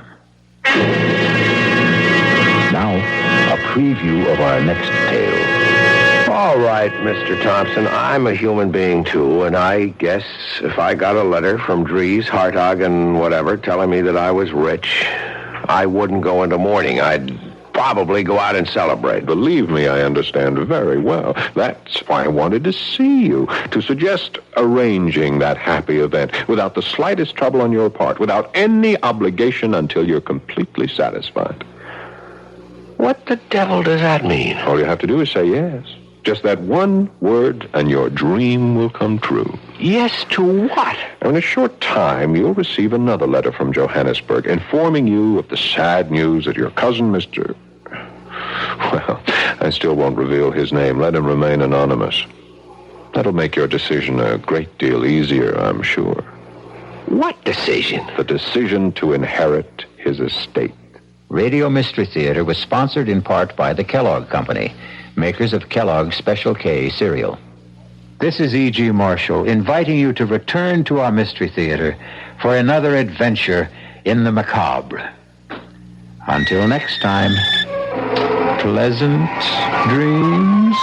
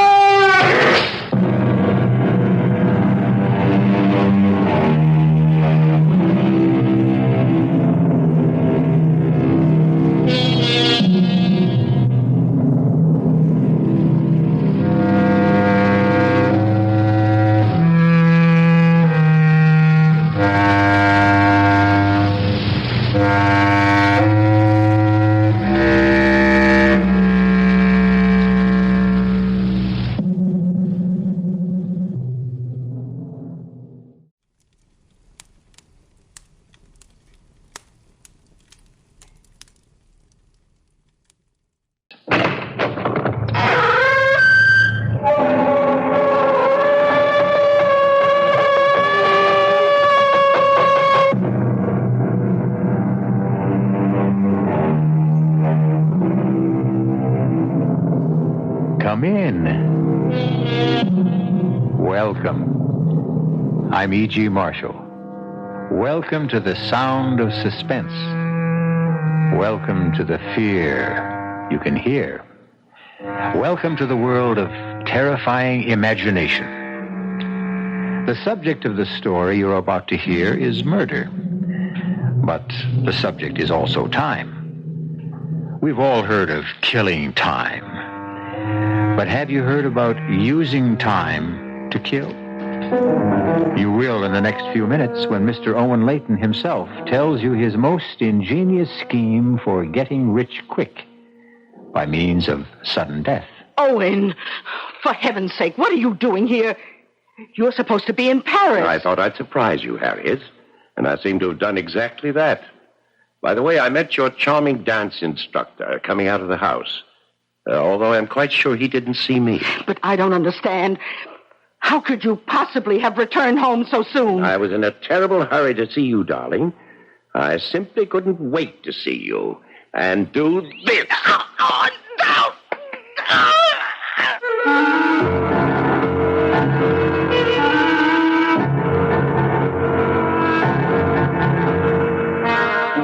Our mystery drama, Sea of Troubles, was written especially for the Mystery Theater by Henry Slesar and stars Staats Cotsworth. It is sponsored in part by the Kellogg Company, makers of Kellogg's Special K cereal. I'll be back shortly with Act One.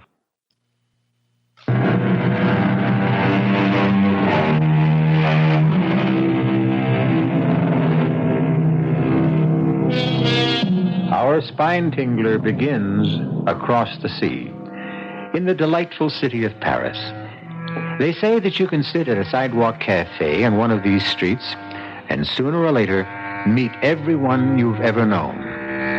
Well, now we're going to introduce you to someone who you don't know, but whose acquaintance you'll enjoy making. His name is Owen Layton, and he prefers to tell you his unusual story in his own words. I arrived in Paris at 10 o'clock that morning, but I didn't leave my hotel room until well after 4. I knew my brother Gerald's habits only too well. He'd probably be sleeping until noon. I knew where he would be at 4 p.m., of course. at Patrick's Cafe on the Rue de Montparnasse. Everyone loved Gerald at Patrick's because he was famous for always paying his bills.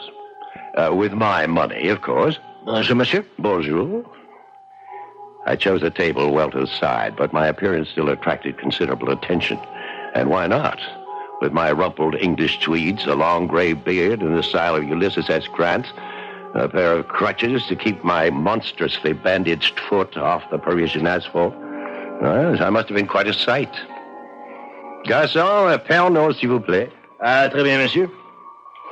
Well, what do you know, Owen, for the love of Pete? Hello, Gerald. I'm glad you were able to recognize me under all this hair and bandages. Well, how are you? What's the matter with your foot? Oh, never mind about that. Give me a look at you. I haven't seen my kid brother in over a year. You know something? You look more French than ever. Yeah, come on now. Let's hear about that foot, Owen. And the beard.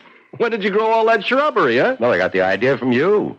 The last time I was in Paris. This thing? Yeah. This is nothing compared to you. Now, listen, the last time I saw a beard like that, it was on a $50 bill. Yes. I guess it got a little out of hand. I'm thinking of trimming it, as a matter of fact. More like your style. Well, I'll introduce you to my barber. Hey, do me a favor, Gerald. Finish this Pernod for me. I shouldn't be drinking with my foot. Well, what's your foot got to do with it? It's the gout. You remember, I wrote you about it a few months ago. I had an attack just before I sailed for Europe. Well, how's your painting coming along? You sold anything yet? The only thing I sold is my watch. As if you didn't know. Yes, I know. You came to Paris to starve in a garret. But you look pretty well fed to me. Speaking of that, how was Harriet, huh? Well, speaking of which, the money I sent you or being well fed? You know what I mean. And how is she? Still the same? No. She's more of the same. She's richer than ever. She's fatter than ever. She's also meaner than ever. Well, she couldn't be too mean. Not if she let you grow that beard. I still don't see why you wanted to grow it. You always made such fun of mine. Well, I had my reasons, Gerald. It was part of my plan. Plan? What plan? Why, to kill my mean, fat wife, of course. So, this is your garret, is it? Pretty luxurious for a starving artist, isn't it? It's not bad. Yeah, and all those canvases. Some even have paint on them. Well, don't tell me you're really working. Owen, I know you're no saint, but I don't think you're wicked enough to do what you said. Strangle Harriet? No, Gerald, I'm wicked enough, just not foolish enough. My wife's money will be precious little good to me in prison. Now, don't tell me you've got some kind of a foolproof scheme, Owen, because there is no such thing. Sit down. And no matter how clever you are, there's always someone cleverer. In the detective novels, perhaps. Now, sit down before I kick you with my gouty foot. I've got 5 pounds of bandage there. It makes quite a weapon. I don't understand what you meant about gout. It's the very cornerstone of my plan. I have established a medical history of the disease if questions arise later. Questions? Yes, about the bandages. Owen, I have never seen you like this. You're really talking wildly. Now, those crutches, the beard, all this crazy talk about killing people? What? It's not crazy at all. It's a beautiful, rational scheme. And one that you will be eager to see succeed. Owen, what's happened between you and Harriet, huh? Well, nothing sudden. It's been a gradual change. Perhaps the inevitable result of advancing years. You know, I was considerably younger than Harriet when we married. Now it seems I'm not young enough. Now, wait a minute. Are you cutting me off? Are you going to stop sending me money? Nothing of the kind. As long as my income can support it, you can continue to develop your artistic talent. The question is, how long will my income continue? It's been 10 years since I married Harriet. The difference between our ages is suddenly not so great. Harriet is discovering that there are younger men in the world. In fact, there's one particular one she's fond of. You're joking. Yeah, he's a dancing instructor, as a matter of fact. She met him when I had my first attack of gout. I couldn't move for a month while Harriet indulged herself in non-domestic pleasures like dancing. What to talk about? Killing her? Killing her carefully, Gerald, with due regard to the risks involved. Actually, I thought of the answer when I was flat on my back. I had plenty of time to think then. About what? A unique phenomenon of the modern age. The magnificent paradox of transoceanic travel. Travel? Yes. A ship makes its journey in some 5 days. A jet plane takes only a few hours. But you hate planes. You've never been on a plane in your life. Yeah, that's right. They terrify me. But what does all this have to do with killing Harriet? Everything. For you and I, brother, are going to put that transatlantic paradox to use. We're going to prove that the difference between a ship and a plane is a lovely way to commit murder.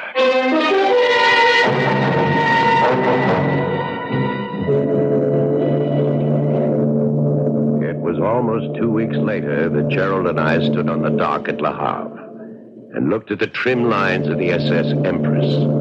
She wasn't exactly the largest vessel lying at anchor, but on that particular Saturday, she was certainly the busiest. That was fine with me. The more excitement on the pier, the less noticeable Gerald and I were as we made our way toward A deck. Our progress was slow, since I never really managed to use those crutches. Finally, we made our way to stateroom G, and as the door finally shut behind us, I collapsed on the bunk. I looked at my younger brother's face and felt considerably better. Poor Gerald. His complexion was so pale white against his reddish beard, now fuller by 2 barbarous weeks. Relax, Gerald. Everything's going to be all right. Well, I wish I had your confidence, Owen. Now, let's take care of the passports first, and then we can call the steward. All right. Here they are. Ah, good. Now, we have to do this very carefully.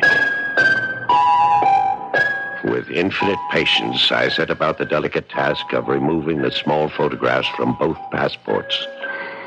I was as precise as a jeweler. Then I squeezed glue from a tiny tube and replaced them. One bearded face substituted for the other one. Yes, my brother and I look quite a bit alike, despite the 6-year difference in our age. Owen, are you sure nobody will notice? Now, you're not supposed to tamper with these passports. Yes, that's true. And I understand it's also a crime to kill someone. Nevertheless, that's exactly what I plan to do.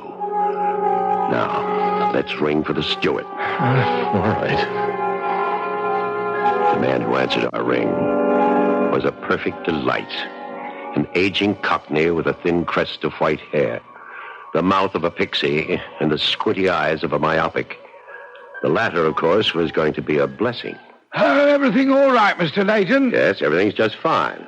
Your name, Mr. Pawkins? Yes, sir, that's me. Sir Pawkins, at your service. Well, Mr. Pawkins, I'm afraid I'm going to be something of a burden to you on this voyage. As you see, I'm an invalid. Oh, yes, sir, your poor foot, sir. Exactly, my poor foot. As a result, I'm going to be forced to take all my meals in here. So you'll have to arrange matters with the dining steward. I trust that can be arranged. Oh, yes, sir. Don't you worry none about that, sir. Ah, good. Nor will I be spending any time on deck. The least bit of roll is extremely painful for me.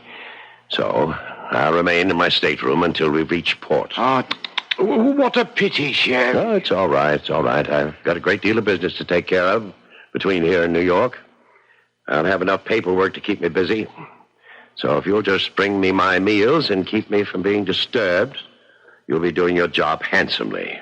All right? Understood? Oh, yes. Understood, Mr. Layton. See you later then, Mr. Pawkins. Oh, yes, sir. Oh, we were lucky. He seems like a cooperative old geezer. Yes, but be careful. Always keep your door locked, so he can never enter without knocking. And every time he brings you that tray, make sure that you're either dozing or buried in papers. Understand? Understood. Yeah. Well, when I think about what you're going to do in New York while I'm on board the ship, What I'm going to do in New York is going to be a pleasure. But you're so cold-blooded about it, Owen. You are going to kill a human being. No, I never said that. I said I was going to kill Harriet.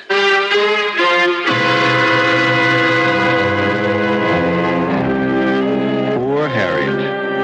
There she is in her lavish New York townhouse, thinking about nothing but her dancing lessons, while aboard the SS Empress, 2 men are plotting her demise.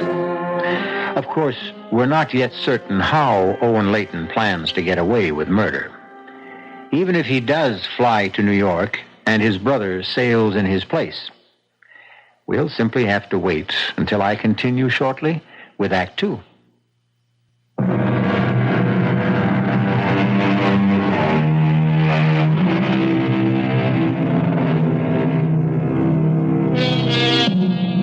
Now let's return to Stateroom G on A deck of the SS Empress.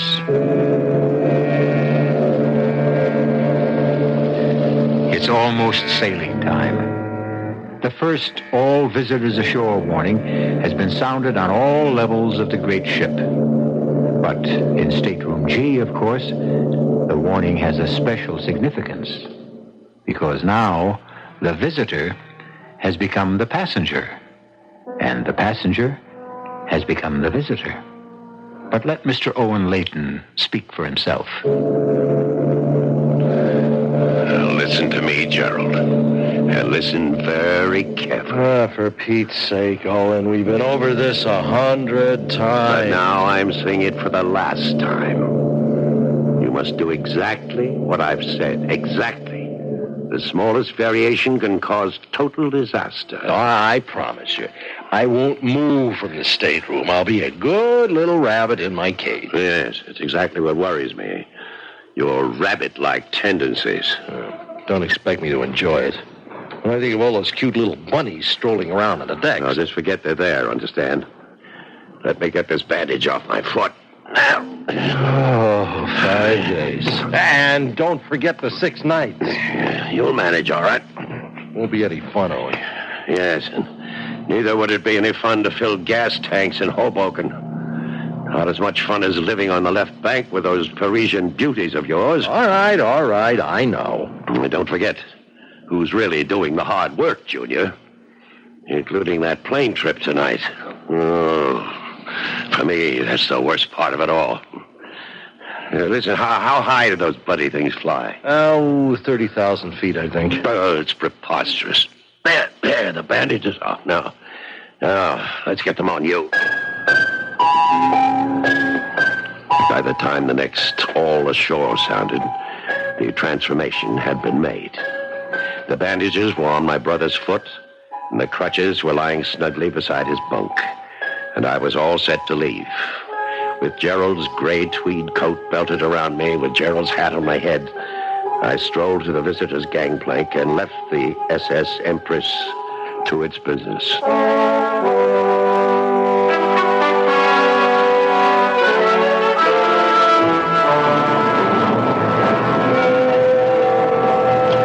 In a way, it was fortunate that I dreaded air travel so much. The thought of being carried aloft some 30,000 feet inside the monstrous machine parked at the Gate 7 on Orly Field was completely engrossing. For this reason, I overcame any nervousness I might have had upon confronting the immigration authority. The official merely glanced at the photograph in my passport book, snapped it shut briskly, and handed it back. Mr. Gerald Robin Layton was on his way back home. I don't recall much about the flight. I remember about 10 minutes of sheer terror when we took off on what seemed like a ridiculously short runway. I know there were several more hours of alternating fright, numbness, and drowsiness, helped by liberal amounts of alcohol. And then there was that agonizing half hour following the captain's announcement of our approach into Kennedy International Airport. And wonder of wonders, I was safe.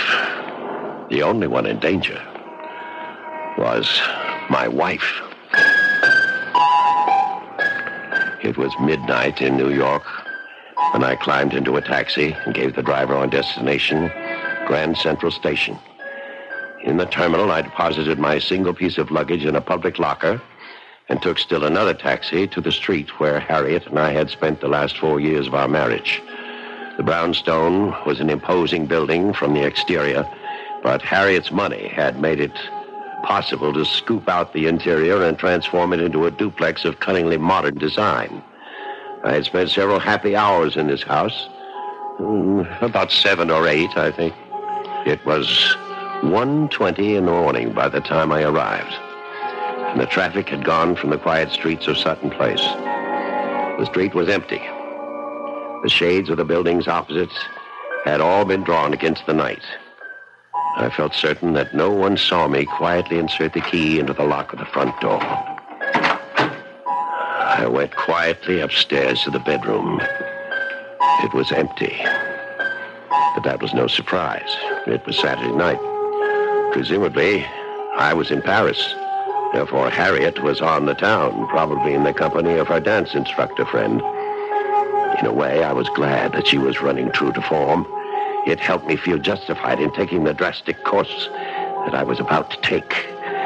About 20 minutes later, I heard the front door opening again. Oh, my feet. My feet. You danced my little tootsies off tonight. You Fred Astaire, you... Well, that's what you're paying me for, Mrs. Layton. Oh, that's what you think, lover. Well, speaking of Oh, love... no, stop it. Now, Douglas, no, stop it, you brute. You mean I don't even get a kiss goodnight? Oh, tomorrow night, maybe. Right now, I just want to go to sleep. I thought you looked a bit preoccupied tonight. Is anything wrong? No. Unless you count a cable from my husband. Well, he's still in Paris, isn't he? He sailed on the Empress. He'll be here in another 5 days. Well, that's too bad. Isn't it?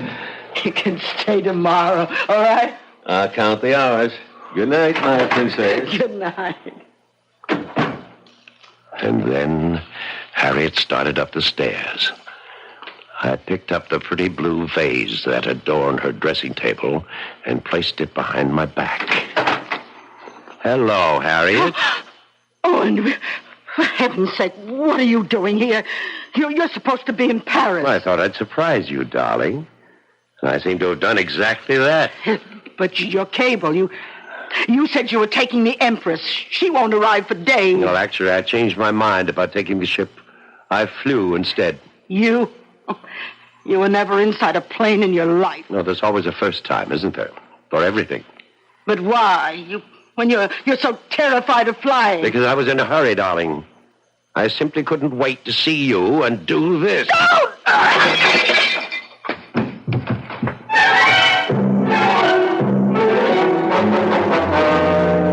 It was a shame about the vase. It cost a small fortune. The really distasteful part came now. As you may have gathered, I'm a man of fastidious taste. But when you have 5 days to lose, you can't afford the niceties. I knew it would be easier to lose myself in a region of the city where the lower depths are at their lowest. And so I discarded my British suit, my Italian loafers, and my continental manners. In an old pair of slacks and heavy wool shirt, I made my way to the Bowery. My first act was to join a shambling, silent line of vagrants outside the clothing relief agency, and I emerged with a costume superior to anything I could have invented. A moth-eaten sweater, a double-breasted jacket with a shredded lining, and 1,000 unironable creases. And then I bought a bottle of Sauterne for 98 cents and rented a bed in a hotel called Miller's for 75 cents a night. And then, the next day, in a steam-filled diner where the coffee tasted like antiseptic, I picked up a mud-stained newspaper from the dirty tile floor. There on the second page was an item which gave me an appetite, even in that place. It said, "Woman found murdered in East Side brownstone." Ah, but the smaller headline beneath it was even more delicious.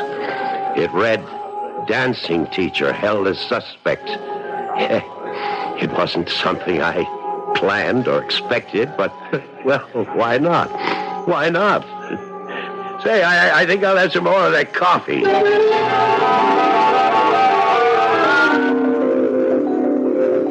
then the 5 days were over. It wasn't very far from the Miller Hotel to the docks. The first glimpse I had of the Empress' beautiful bow on the horizon thrilled me in a way I had never known before. But I couldn't stand about and admire it. I had things to do. I made my way as unobtrusively as possible back to Grand Central Terminal. I removed my luggage from the locker, and then in the washroom I shaved and changed into clean clothes. Then I went down to Pier 16 to greet the arriving Empress. I knew that Gerald would be among the last of the passengers to appear. But then there he was, wearing my green plaid topcoat with a collar pulled around his throat, wearing my Homburg hanging low over his eyes. He was using my crutches, too, and not very well. But with his foot so heavily bandaged, he still made a convincing cripple. Owen, over here. For a minute I didn't think you'd make it. Well, how was it? How did everything go? Fine. Look, when can I get rid of these crutches? They are killing. Never mind the crutches. What about the steward, Mr. Pawkins? Did you see him before you left the ship? No, I managed to avoid him. I didn't even tip him either, just as you said. Good. Now get into that car. This isn't your car, is it? It's a rental car. Now get inside so we can switch clothes. A rental car? Well, weren't you taking the chance? I rented it in your name, Junior. Don't worry about it. You really thought of everything. Owen, I have to give you credit. Well, just give me my clothes and that bandage. And fast. And so we made the switch, as before. By the time I stepped out of the rented automobile, I was dressed in the Homburg and the green plaid coat. And the bandages were back where they had originated. In fact, the crutches seemed like old friends as I hobbled back to the entrance of Pier 16. I spotted the ship's petty officer emerging from the passenger exit. Pardon me, sir. Yes, sir. What can I do for you? Well, it's rather embarrassing. You see, there's a steward that I meant to take care of before I left my stateroom. He was very kind to me. What's his name? Pawkins. He's an old fellow, very nice. I hated to miss him when I left, but somehow I did in all the excitement.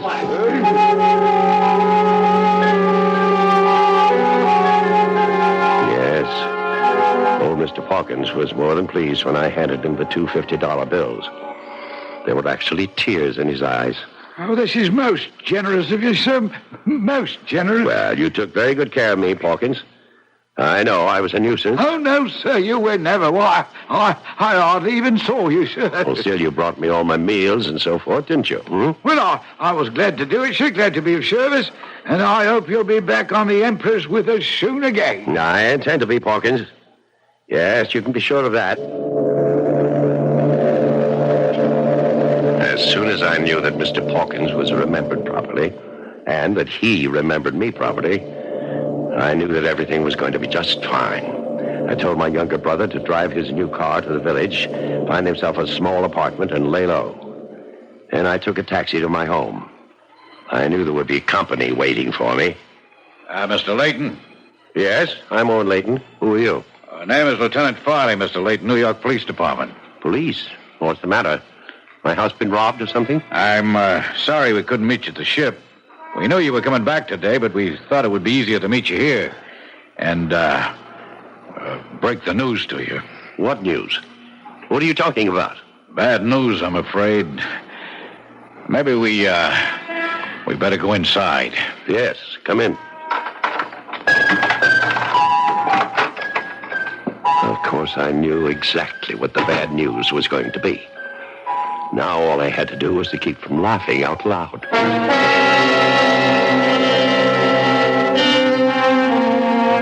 We seem to have been witness to the perfect murder.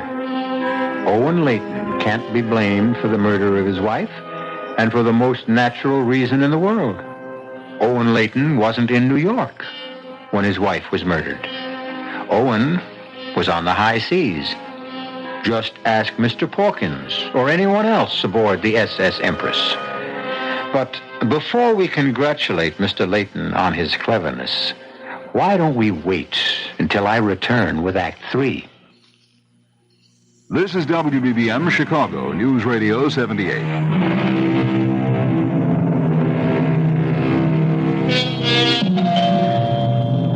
Owen Layton is a happy man today.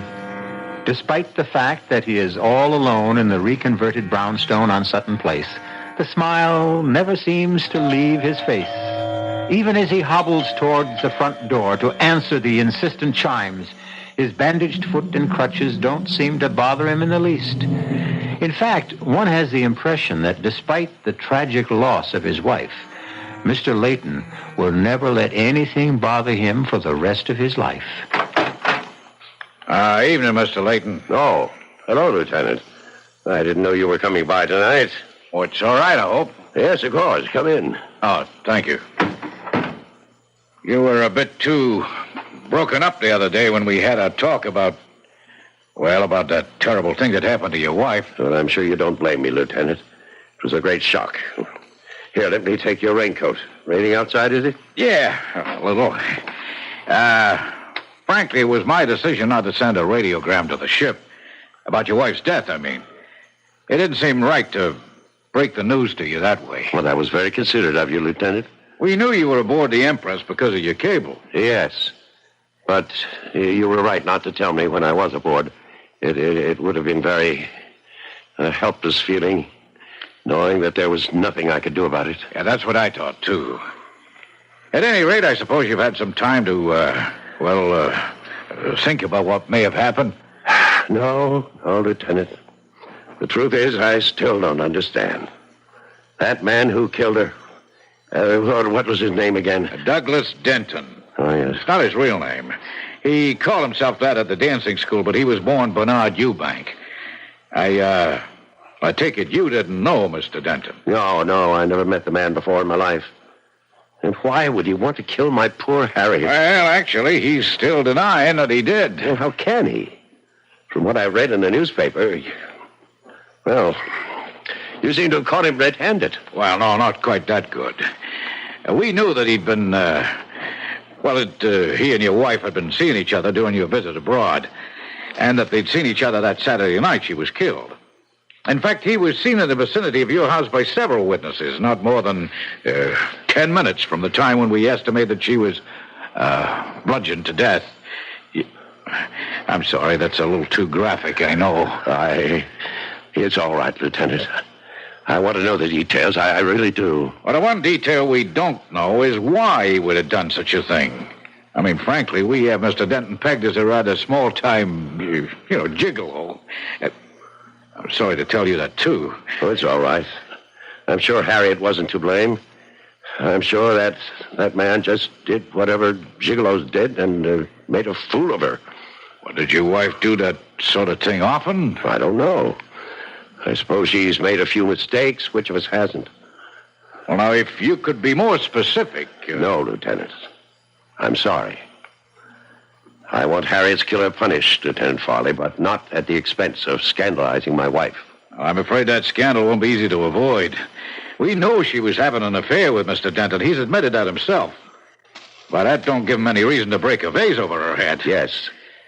Unless she had decided to end the affair, of course. Well, it's one possible theory, of course. Didn't you say you found my cable to her about coming home on the Empress? Yeah, that's right. Harriet didn't know I expected to return from Europe so soon. And perhaps when she informed her friend, Mr. Denton, he got angry. Yeah, that's possible, too. He might have just acted impulsively. Yes, Lieutenant. I'm sure it happened just that way. They quarreled. In your bedroom? Very well, in our bedroom, yes. They quarreled. And he picked up the vase and he struck her. But somehow, I can't believe it was cold-blooded or premeditated. No matter what the man is, Lieutenant, I hope the law isn't too harsh with him.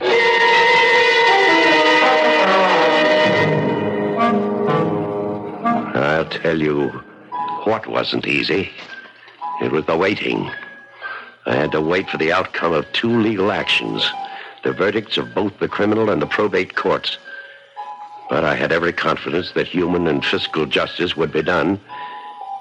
And then, one night, a little more than 2 weeks after my return... Hello?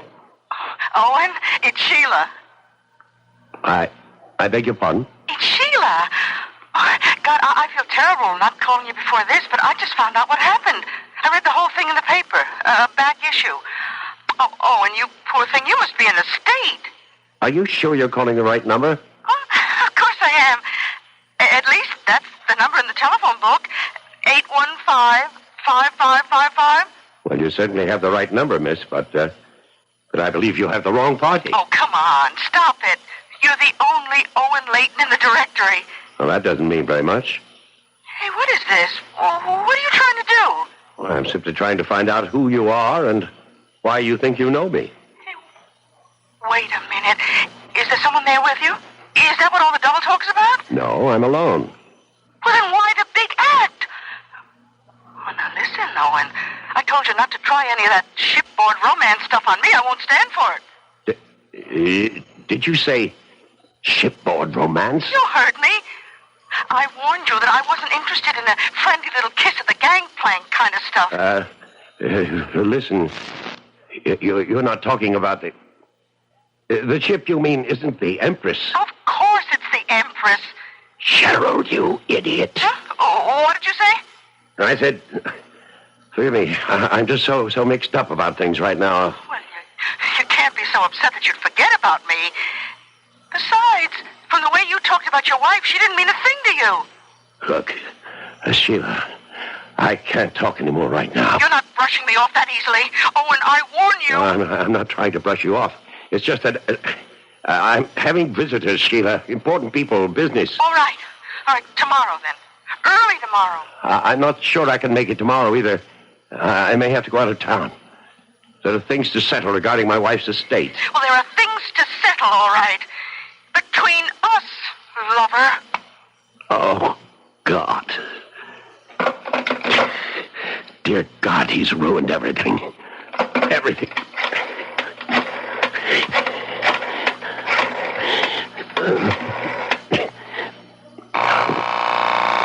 Pick it up. Pick up the phone, you miserable... Hello? Gerald, it's your brother. Oh, hi, Owen. How are you? Never better. Never better. What's the matter? You don't sound well. Well, why shouldn't I be well? I should be feeling on top of the world. I just had a lovely chat with a no doubt charming young lady. What? Her name is Sheila. Isn't that a lovely name, Sheila? Uh-oh. Is that name familiar to you? Owen, before you say anything else, will you listen to me? Yes, that's why I'm calling, to listen to you.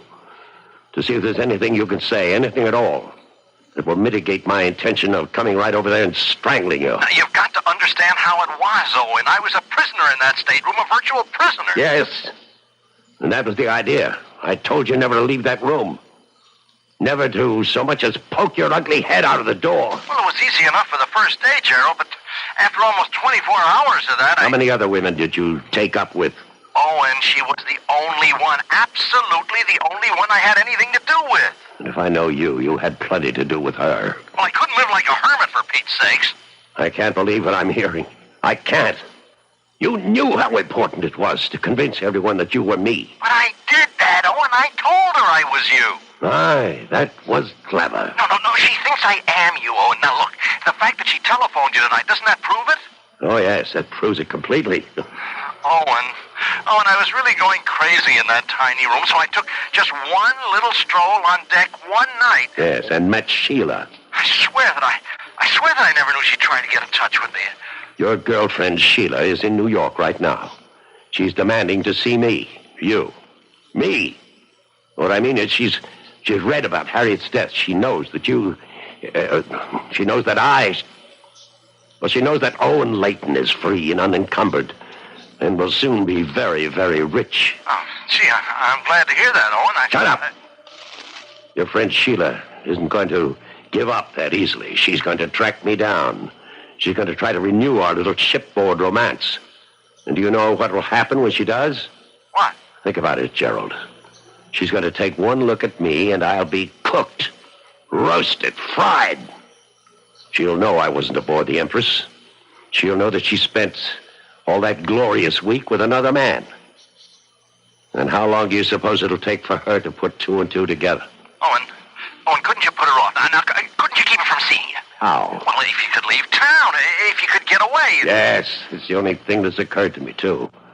If I left at once... You could always go back to Paris. You always said it's your favorite city. And guess what? I saw in the papers that the Empress is sailing again tomorrow for Le Havre.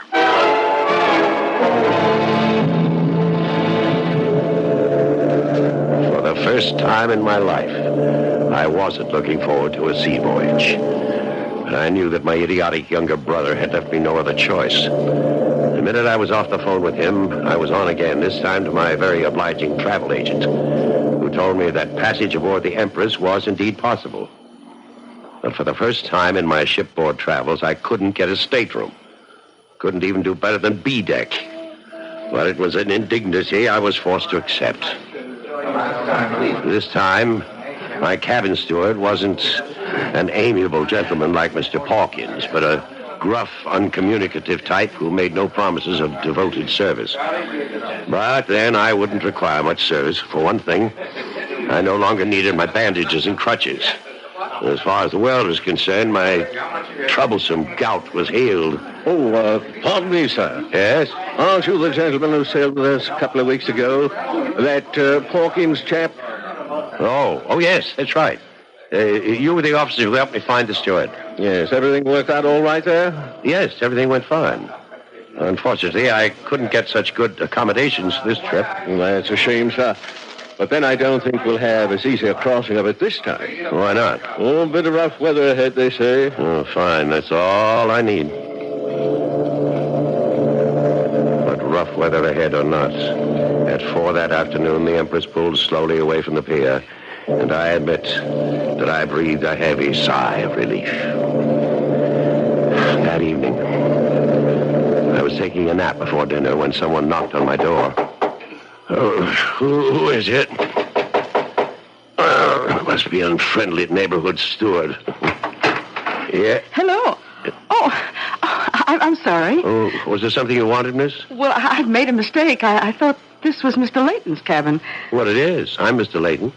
Oh, but you're not Mr. Owen Layton. That's the party I was looking for. But I am Owen Layton.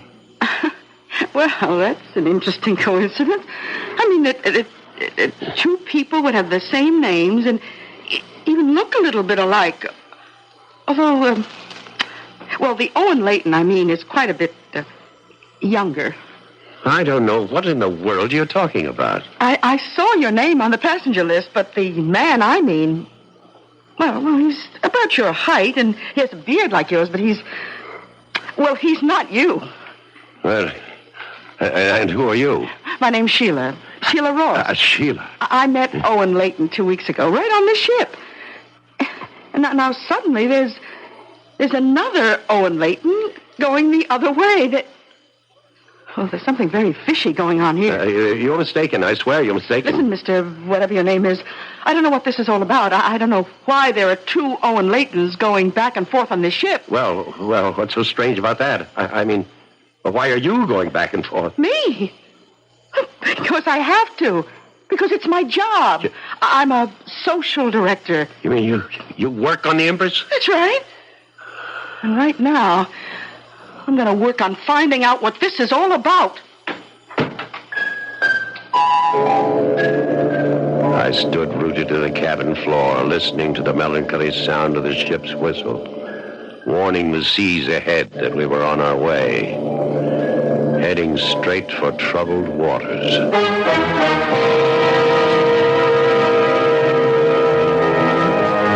As you have heard, Owen Layton's perfect murder had the customary imperfection.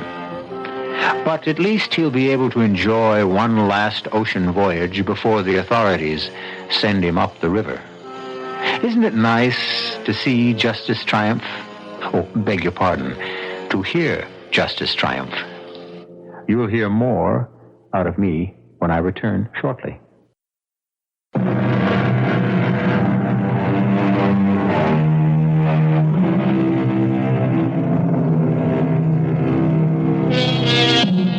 We hope you enjoyed tonight's voyage.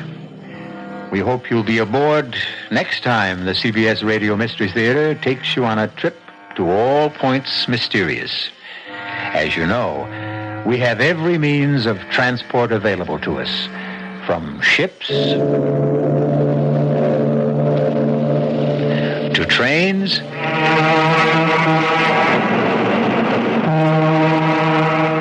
to planes and isn't it wonderful to realize that we didn't use a drop of gas or oil?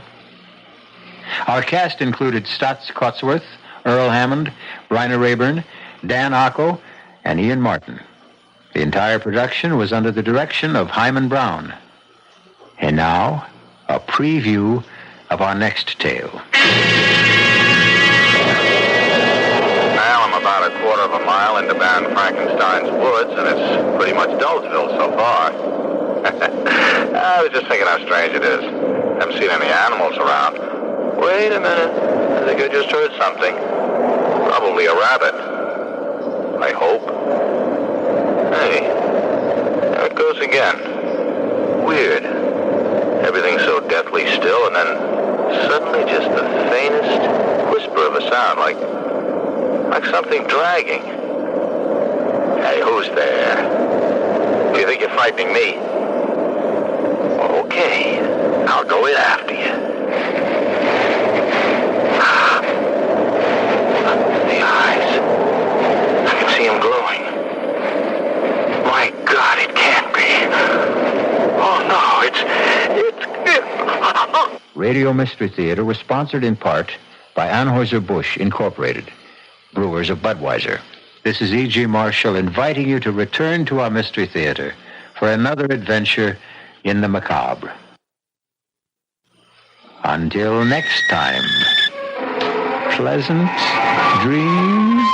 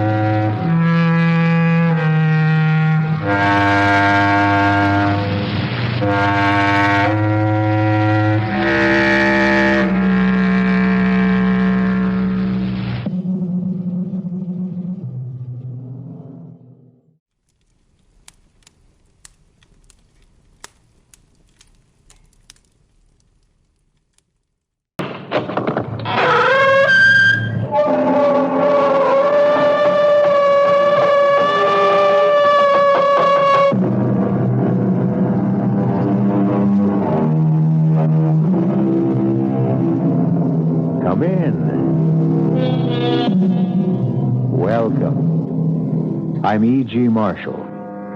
Welcome to the world of terrifying imagination. Make yourself comfortable for the moment. You know, evil has a vitality that defies time. Its power can be curbed, denied, defeated, but only temporarily. And when it returns, its force is more malevolent than ever. We have all been to dark places and felt the presence of evil. And we have all seen things beyond our power of understanding. But, like Tom Fairley, we feel there are explanations for everything. Or are there? Cold, bitter cold, the smell, decayed. Frank. Is he... No. He's unconscious. We'll talk to him later. Folger, did your men find anything else? Just the grass. It's curious, Tom. I don't see anything, Klaus. Yes, you do, Tom, but it doesn't mean anything to you. You weren't here when we found Flip. The area is flattened, and there's the same strange discoloration. What's all this got to do with Frank here? I don't know. But I promise you, I'll find out.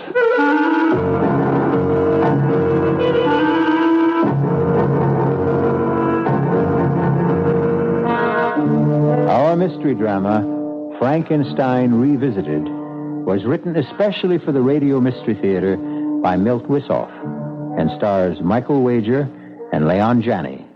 It is sponsored in part by Anheuser-Busch Incorporated, brewers of Budweiser, and by the Kellogg Company, makers of Kellogg's Special K cereal. I'll be back with Act One.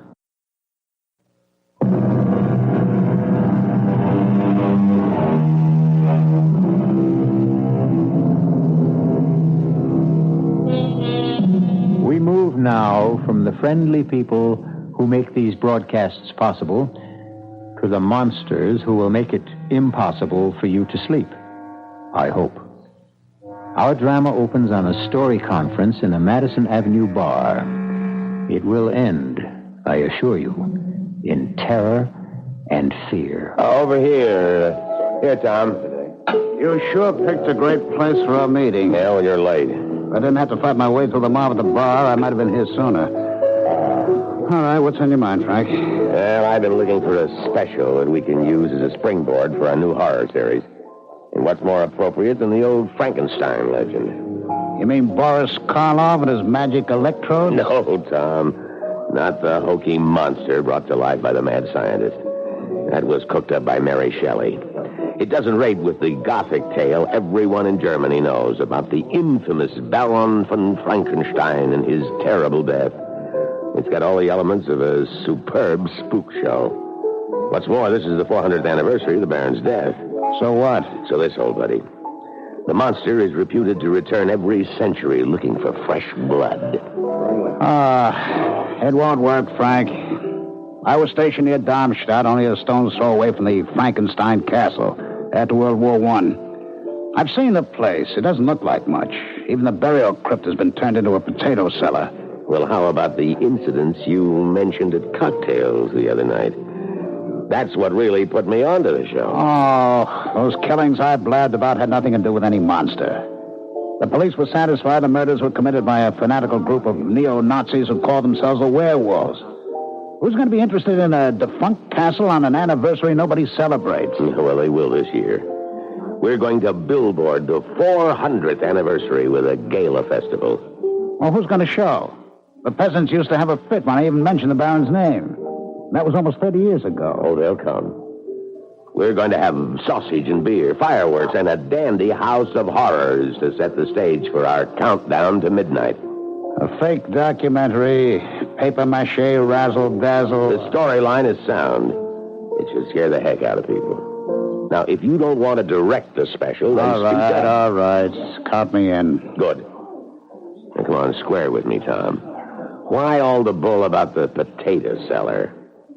You don't want to go back there, do you? No, Frank, I don't like the place. Then why not back out?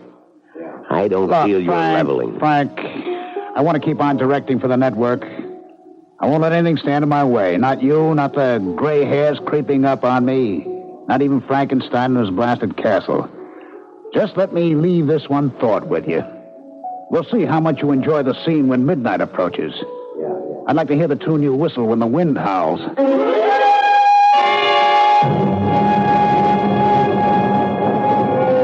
Mr. Larkin. Mr. Larkin here. Oh, so good to see you again. And you too, Mr. Shelley. How are you? Klaus, I'd like you to meet our little company. This is Eileen Garrett, who will play the Baron's ward, Laura. And a charming one, I'm sure. Him I like. And Flip Johnson, also known in the industry as The Voice. He'll do the descriptive background at the festival and the castle, the interviews with the man on the street. He will also double as Rolf, the suitor for Eileen's hand. That won't take much acting. In that case, you might do. This is Klaus Folger, our local representative, who'll be our strong right hand during the production. We met. When do we meet Mr. Helmut? Very soon. You will find he makes an admirable Baron. Oh, it's very strange. I've never heard of him. Oh, he's quite a well-known actor, I assure you.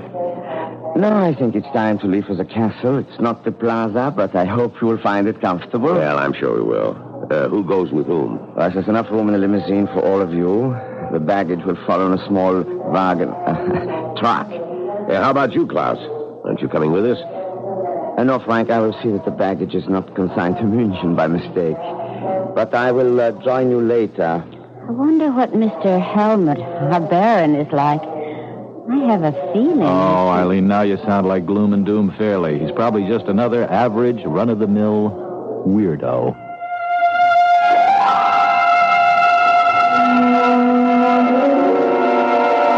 You've done a great job, Klaus. Even the crew's happy in the trailers. I like my room fine. A bit drafty when the drapes are open, but the comforters will keep me warm, I'm sure. How about this lunch? Yeah.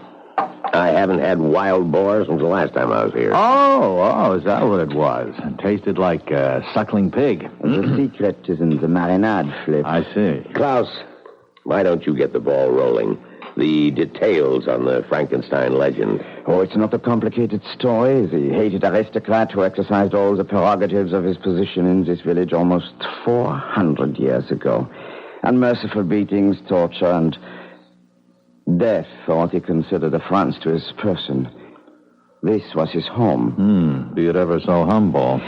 The Baron lived here with his ward Laura, but he was a thoroughly evil man and hardly behaved toward her like an uncle should. Tomorrow is the anniversary of the Baron's death. 400 years ago, the Baron had a spectacular scene in the castle with Laura and her suitor Rolf. He mounted his horse and rode off into the woods. Someone or something ripped him from his horse and tore him to pieces. And the legend says that every century, the monster that killed the Baron returns. That's about it. We'll be doing this direct from the scene tomorrow night. We'll have a short run through this evening. Look for places to spot mics and pick out locations. Flip will stroll through the woods and give us a little ad-lib color. Will there be a crowd there? Not in the woods, Flip, baby. Just you and the Baron and the other monster. Oh, how come? Because no one in this area will venture into the woods after dark. Tomorrow night, the anniversary eve, they may not even stir out of their homes. Is that right, Klaus? Possibly.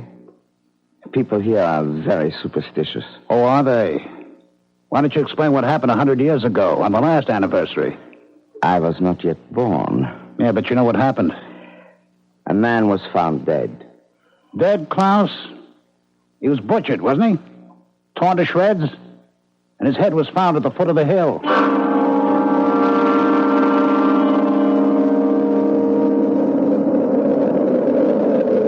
Well, Frank, this is it. I hate to admit it, Klaus, but Tom may have a point about the castle grounds. It is kind of tacky. Well, I'm not sure I agree.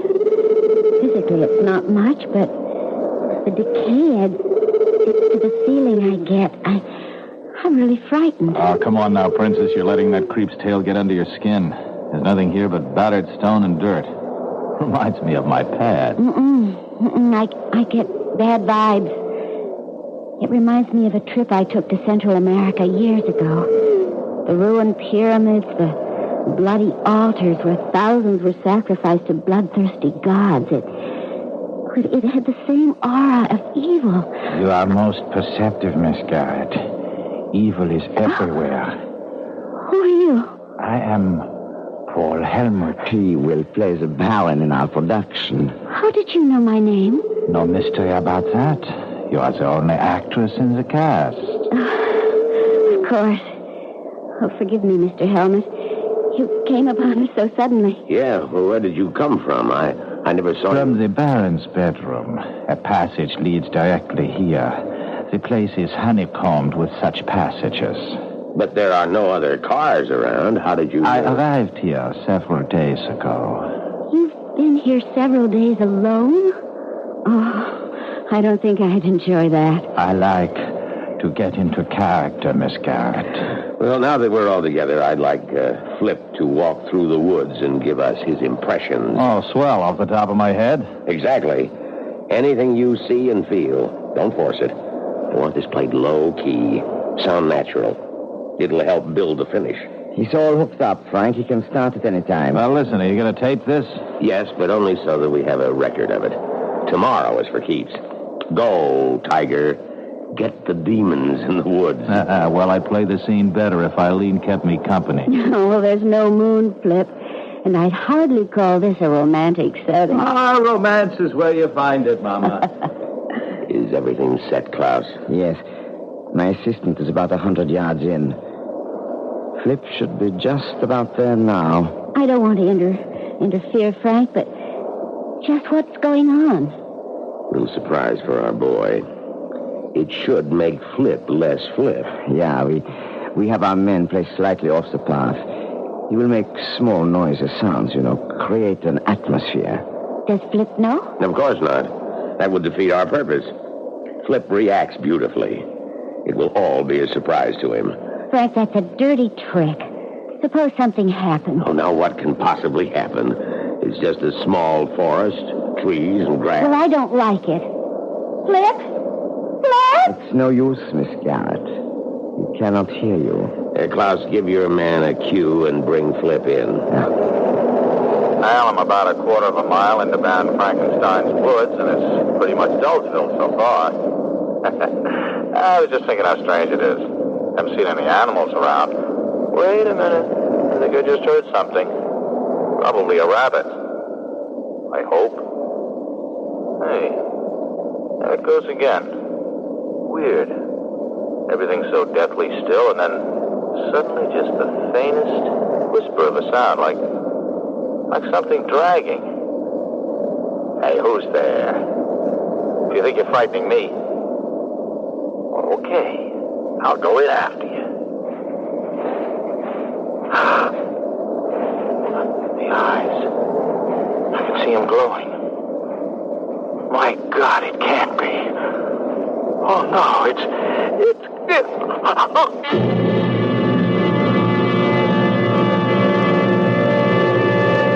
The bard said, some find tongues in trees, books in running brooks, and sermons in stones. Obviously, Flip saw and heard a great deal more in Frankenstein's woods. Or did he?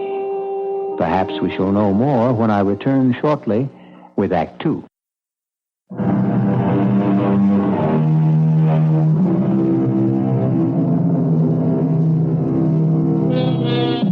Are there more things in heaven and earth than are dreamt of in our philosophy? Is there something in Frankenstein's woods that defies rational explanation?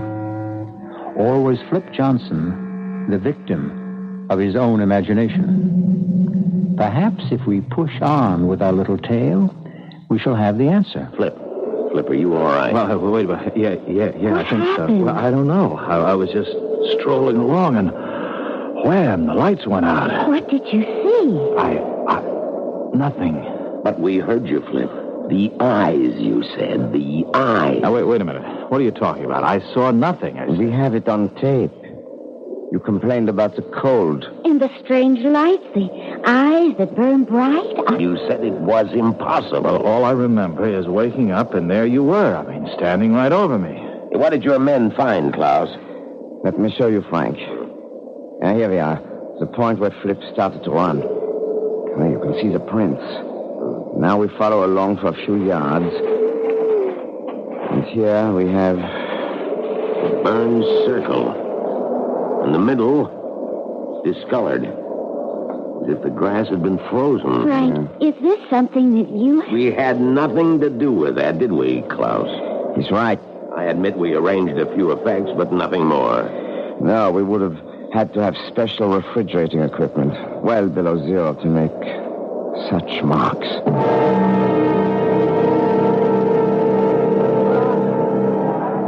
Well, how do you like it, folks? It's fantastic.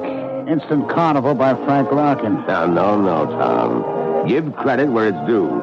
Klaus engineered the whole setup. It was not so difficult. We have a long tradition of festivals here. I could almost enjoy this if only... Don't forget it, Eileen. Nothing really happened. Flip just got panicky and ran. He fell, blacked out. He'll be all right. Klaus, are we set in the House of Horrors? Yeah, we can go at any time. Good. You all know the routine. We already have good coverage in town and at the zoo. Well, let's zero in on the big scene. All right. We'll pick up Flip and Eileen as the Baron's ward, Laura. Now, you Flip her suitor, Ralph, and you meet her at the House of Horrors.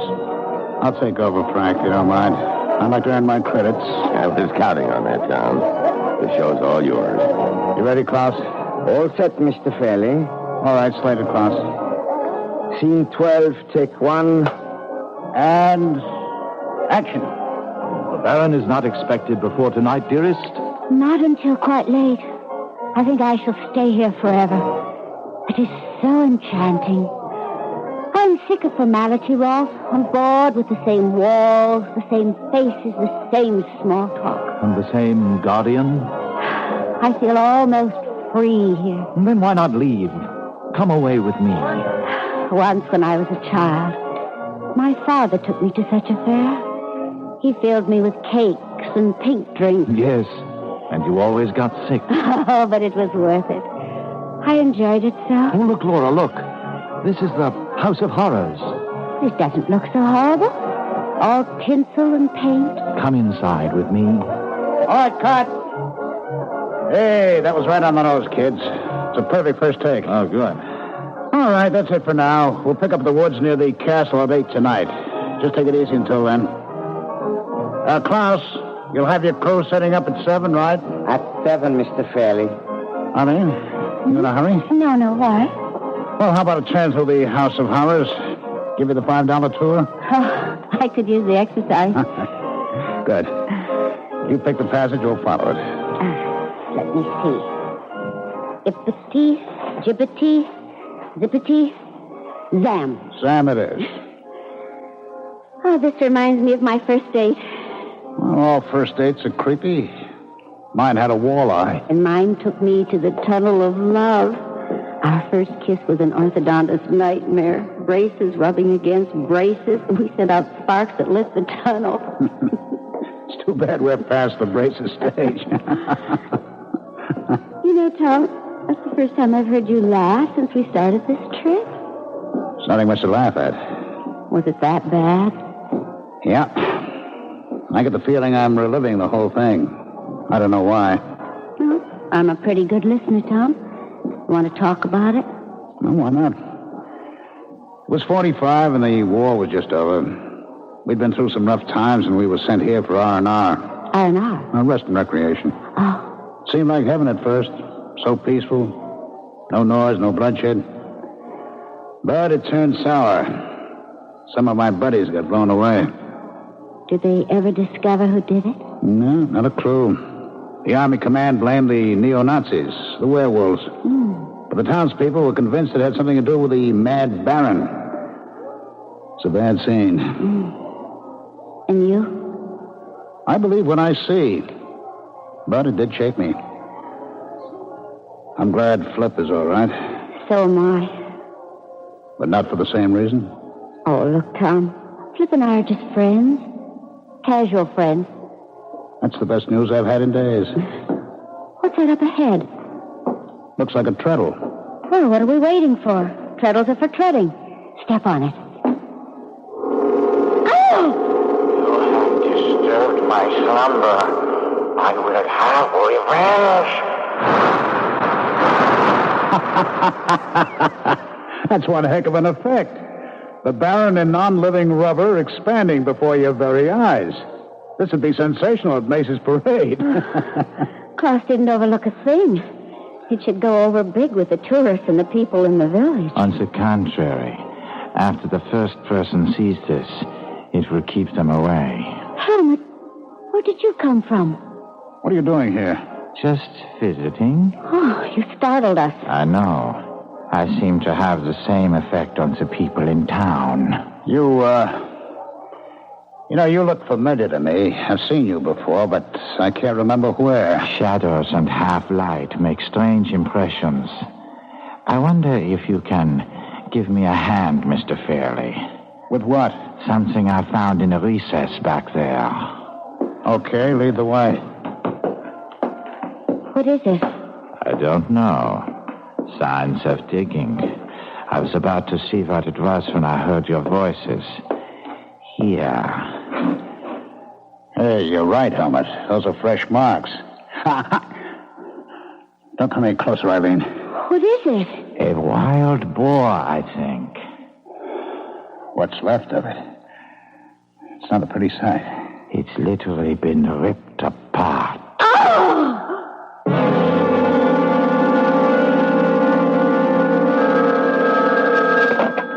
Yes? understand. It will be all over tonight. No, we'll finish the rest back in the States. You can count on that. What was that all about? The town council. They want us out as soon as possible.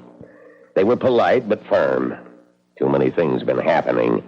Flip and then the dead boar. The word's getting around and is becoming amplified. Do you think the town pay off? I think so. It was tough getting permission to go through the old records. The clerk of the city hall was the perfect bureaucrat. He insisted on an application countersigned by his boss. I threatened to go to the burgomaster, and he caved in. Now, how about the newspaper? They were reluctant, too, but greedy. A few marks in the right palm paved the way. Well... All right, see for yourself. Here's a reproduction of the paper's front page 100 years ago. Take a squint at the guy who was separated from his head. I don't know. It's pretty well faded. Look at the eyes and the forehead. It could be, I suppose. And here's a print of an oil painting of the original Baron Von Frankenstein. I believe Mr. Fairley thinks the picture resembles me.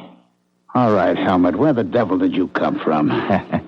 This old castle is honeycombed with secret passages. And you just keep wandering through them like you know where you are, I have been exploring them for days. You know, Tom, there is a resemblance. A trick of your imagination. I knew I'd seen you somewhere before. You're talking nonsense, gentlemen.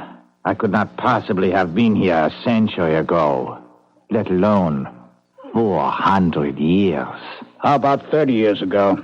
I was only a child then. What about your family? I have none. They were killed in the war. Does that satisfy you, Mr. Larkin? I don't know about Frank, but it sure doesn't clear things up for me. Stay inside until midnight, Helmut. You understand? Perfectly. And stay out of the passages until the show's been recorded.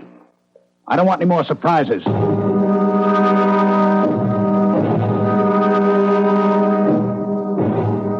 I don't know. This place is beginning to get me. I'll be glad to get it over with. Dinner is ready. We'll eat in here tonight. Just as long as it isn't boar. Hey, where's Eileen? She has a headache. Well, I'd better go up and see if I can do anything for her. It's not necessary. I've sent some food up to her. I have some bad news. 3 members of the crew quit. They were all as frightened as the townspeople. Bad news? That's all we need. Well, I have replaced them, but with such short notice, I'm afraid I've not been able to run up the most competent technicians. Well, I don't imagine what's happened today helped much. Well, that's all right, Klaus. I know you've done your best, and we'll just keep our fingers crossed. Hey, pass the salad, will you, Tom?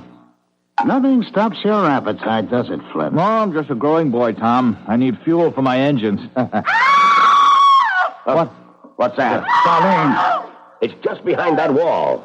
Impossible. There's nothing there. You keep trying the wall. There may be a passage there. I'm going to a room. I'm with you. Look, the place is a mess. If anything's happened to Eileen... I know, Tom. Look, footsteps in blood.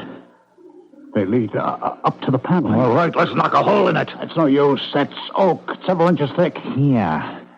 Press this carving. What? Where did you come from, Helmut? All right, we'll talk about that later.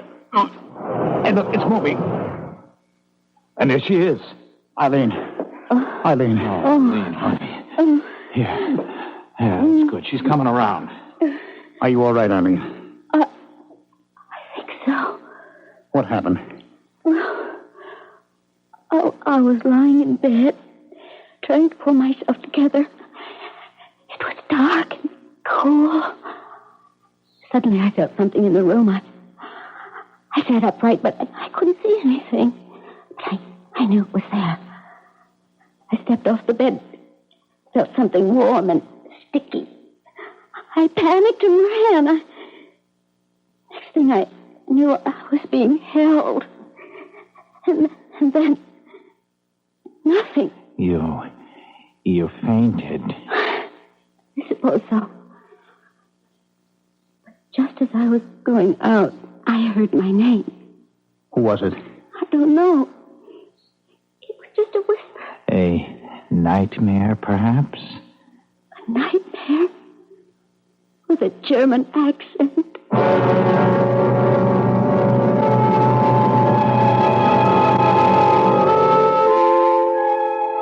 Robert Penn Warren wrote, "The nightmare stumbles past, and you have heard it fumble at your door before it whimpers and is gone. It acts like the old hound that used to snuffle your door and moan. But who, your host inquires, has heard it speak with accent foreign?" We shall return shortly with more on the Castle of Bad Dreams in Act 3.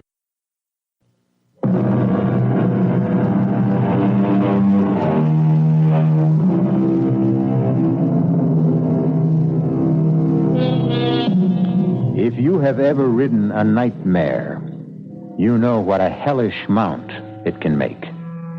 It carries you unwillingly beyond anguish and terror, through deadly whispers and pools of blood. But oh, the relief when it's over. Let's return now to Act 3 and the end of the ride. How's Eileen doing, Tom? Physically fine, but she's as tight as a drum. Now, look, why don't we get the police in, Frank? No way. We got 2 strikes against us in town now. Call the authorities in and we're through. We've gone too far. We certainly have. We're right up against the point of no return. But the production is almost Oh, finished. damn the production. What does it take to convince you, corpses? You're being melodramatic, Tom. Nothing's really happened yet. So Flip saw something and a boar was slaughtered. Did you see the condition Eileen's room was in? And how did she get into the passageway? Surely you've heard of sleepwalking. And I suppose she dreamed up the mangled animal and the blood, huh? No, but so far no one's been hurt. Yeah, so far. And nothing is going to happen. Well, we've got everybody on the alert. There are guards all around the place. Klaus has brought some extra men in. We've taken every precaution. Every precaution except the most obvious one. Now, let's get out of here, Frank, before it's too late. Not until the show's wrapped up. Come in. What is it, Helmut? Volker says we're ready. Oh, you used the door this time, Helmut. What happened? The passageway blocked? Why the get-up? You won't be on camera, you know. Just a few replicas of the Baron's wardrobe to help me get into character. Authentic, I can assure you. You're taking this role quite seriously. I take all my roles that way. I know only one way to act. If that's all, I'll be going. Okay, tell them Mr. Fairley will be right there. All right, what's up, Frank? I should be splitting, too. Now, look, Tom, I don't feel there are any grounds for your suspicions, but I've had some checks made on Helmut's past. What he's done, where he comes from. I expect a report any moment now. That should clear the air. Well, I hope so. Now, all I ask is let's get the job done. Don't let your feelings get in the way. I won't. But if the news is sour, don't keep it from me, will you? In this case, ignorance can be disaster.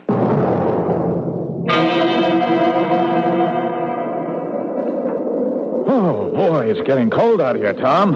What's taking them so long? They're almost set. How do you feel, Eileen? About like Flip. Cold and miserable. Oh, I could use a fireplace and a hot toddy. That's just what you'll have as soon as we finish this scene. It's short, but not sweet. You and Flip, as the Baron's ward and your suitor, are returning to the castle. You got it? You're frightened, and Flip is trying to comfort you. Ah, good. That's one scene I'll truly enjoy. Mr. Fairley, why didn't you answer me on the talk back? I didn't hear anything. The equipment must be out. We're set to go. Oh, good. Where's Frank Larkin? I thought he was with you. He left us some time ago. Did he say where he was going? I assumed he was coming here. He did say something strange. What was that? Something about being convinced at last. Does that mean anything to you? It sure does, Klaus. Send your men through the woods and the castle grounds.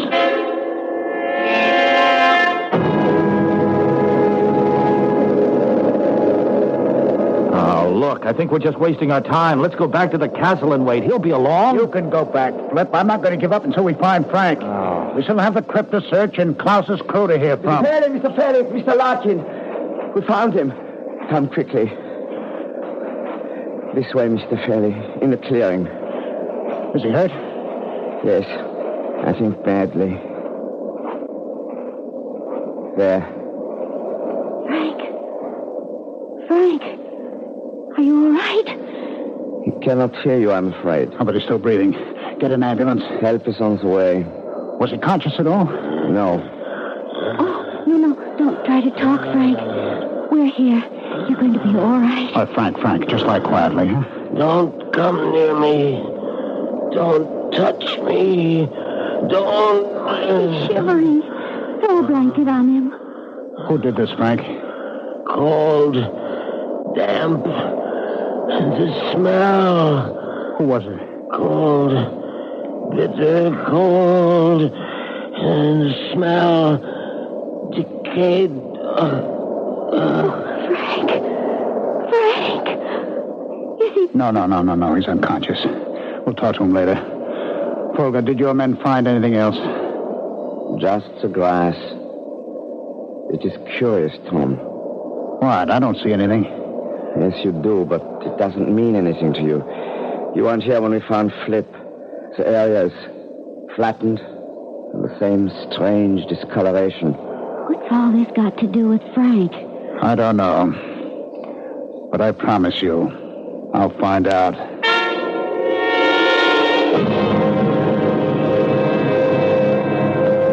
Hello?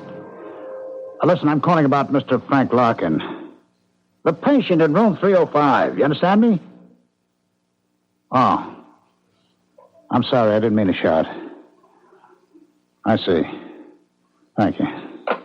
Tom, what did they say? Well, his condition is stable. That's what every hospital says, unless you're dying. Do they expect him to be there long? Just a few days. You know, it's all so strange. So many things have happened. Flip, you, and now Frank. But nobody's been really hurt badly.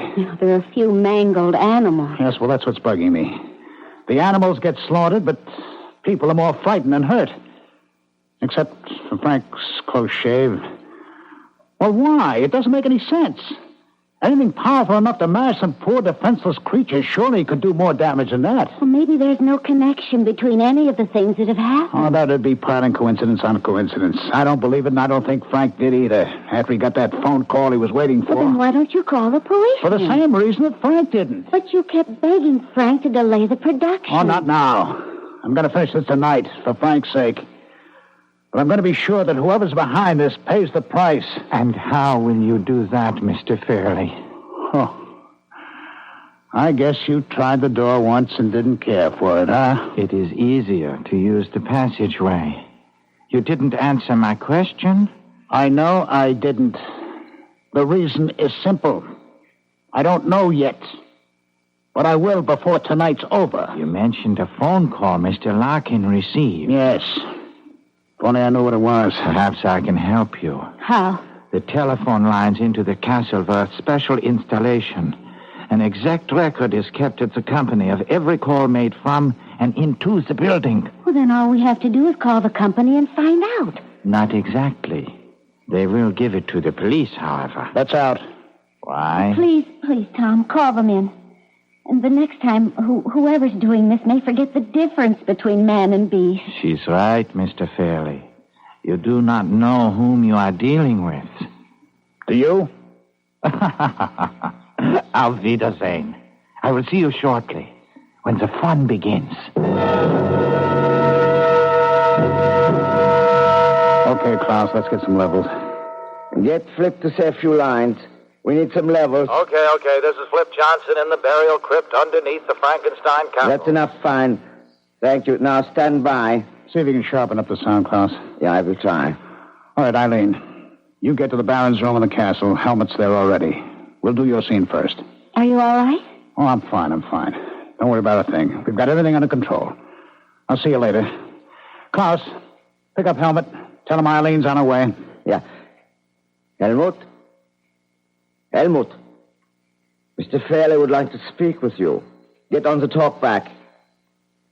Helmut? Are you there, Helmut? Get to the talk back. Give me that, will you? Helmut, this is Tom Fairley. I'm here, Tom, but no sign of Helmut. Where the devil is he? I don't know. Oh, damn. Ask one of the men outside the door to check. You stay put. He says he saw Helmut heading for the crypt some time ago. Klaus, see if you can find him. I'll handle things here. Yeah. Flip, do you hear me? Yeah, loud and clear, Tom. You ready for me now? Have you seen Helmut? Nope. He's supposed to be here? Just stand by. Eileen, have they found Helmut yet? No. What's going on? I don't know, but... I think we had better go to the crypt scene first. I've seen through the passageway, but there are no signs of Helmut. I guess you're right. Flip? Yeah, what now? Start your narration, and if you spot Helmut, let me know, huh? Okay. This is Flip Johnson in the burial crypt underneath the Frankenstein castle. It is said that every century the monster that slew Baron Von Frankenstein returns to feed his bloodlust. And every century the Baron returns from his grave to meet his fate again. We are less than a minute from the hour of midnight, when all this is supposed to take place. The question is, what will happen here tonight? In just a few seconds we shall know. This burial crypt is one solid room cut out of deep rock. Behind the crypt is a tunnel leading to other burial vaults and to passages that have never been truly explored. It is reputed that 1,000 years of Frankenstein lie buried here. Wait a minute, cut it, Tom. I have to stop. Listen, are you picking up any sounds? Yes, something that sounds like dragging. Do you see anything? Well, no, but the sounds are getting louder. Tom, are you trying to pull something? Well, no, Flip, believe me. Why would I try to pull it? Something seems to be dragging. I hear breathing. At least that's what I think it is. It's getting cold and damp in here, and I smell something horrible. Get out, Flip. Get out as fast as you can. All right, close in, men. Get into the crypt as fast as you can. I want every man in there. I can see them now. Eyes. Evil. Bright as cat's eyes. Glowing. And enormous. Oh, God, help me. I can't move. It's here. It's here. Who are you?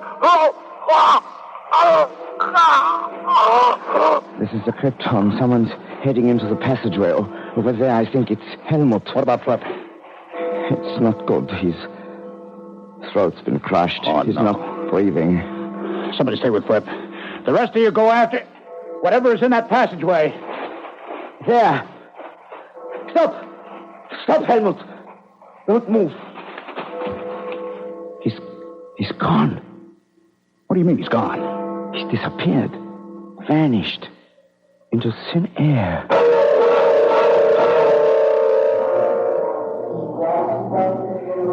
So, this is goodbye, my friends.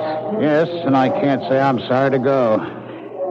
Tell me, what will you do with the tapes? Oh, make a show out of them. Add a few scenes, and we'll be ready to send some shivers down our listeners' spines. The publicity should help. I suppose so. But I can't help wishing it hadn't come at such a price. Poor Flip. It was a costly show. Klaus, we've been sparring around for quite a while now. Let's stop avoiding the subject. Who was Helmut? An actor. That is all I know. But without a past. The report I received was completely blank except for his acting credits. Nothing. He was just an actor. Obsessed with a role. Do you really think so, Klaus? What else can I think? Then how do you explain what happened in the crypt? After he attacked and killed Flip, you and your men closed in on him? And he vanished. Right before your eyes. But there must be an explanation. You know every inch of the castle and the grounds, every secret passageway. Then you don't think he met the fate of the Mad Baron? There were no signs of his remains. Just some flattened, burned-out blades of grass. It's an unbelievable climax for a legend. Legends have no climax. They go on and on. Drop us a line when you find out what really happened. I promise. But if you don't hear from me soon, you may have to wait another century for the facts.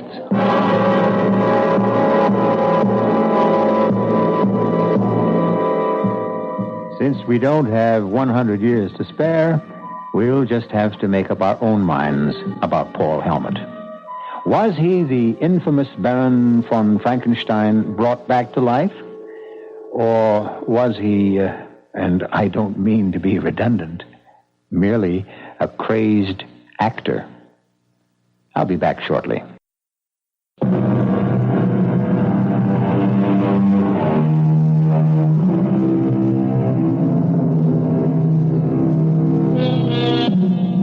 There is no need to look for a supernatural source of evil.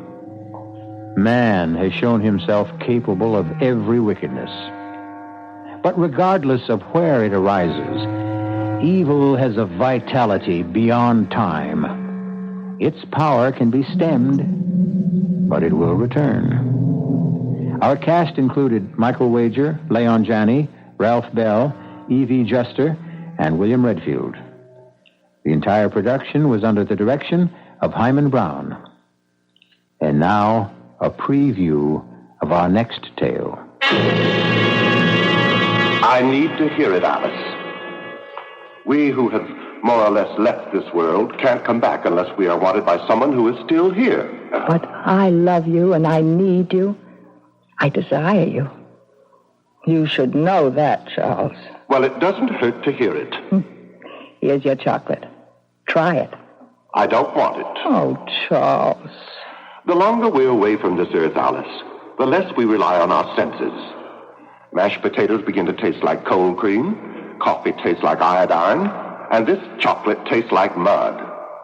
They tell me this is quite normal. Charles, when you say they, you mean... I mean them, of course. All those. The ones up there? It isn't up there, Alice, and it isn't down there either. This is E.G. Marshall inviting you to return to our Mystery Theater for another adventure in the macabre. Until next time, pleasant dreams.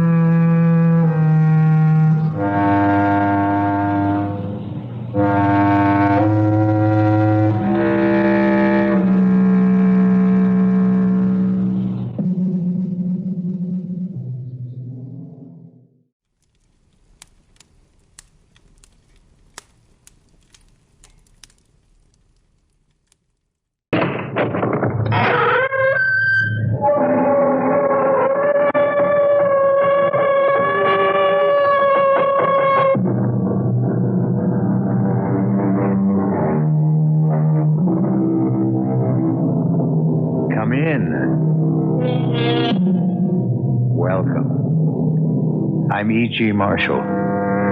Welcome to the terrifying world of your own imagination. I would like to offer a few observations on the vagaries of the animal called man. Take the popular saying, seeing is believing.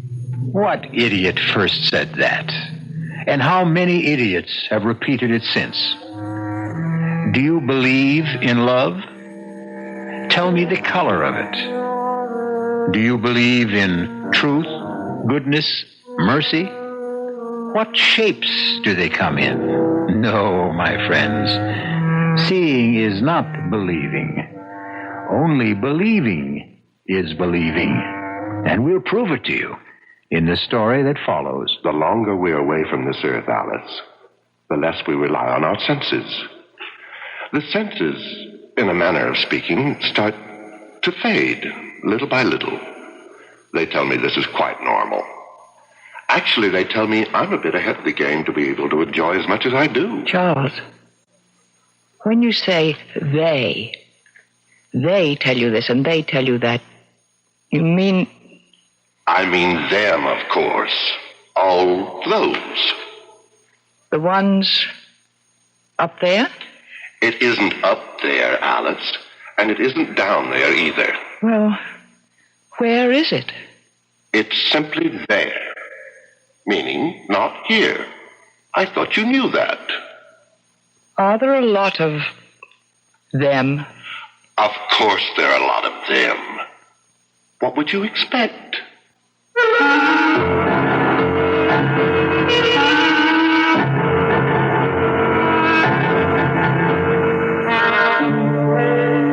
mystery drama, The Ghost at the Gate, was written especially for the Mystery Theater by Elspeth Eric and stars Beatrice Straight.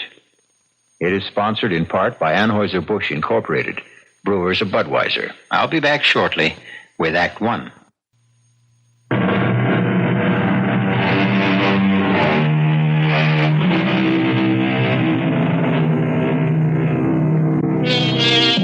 With how much ease believe we what we wish?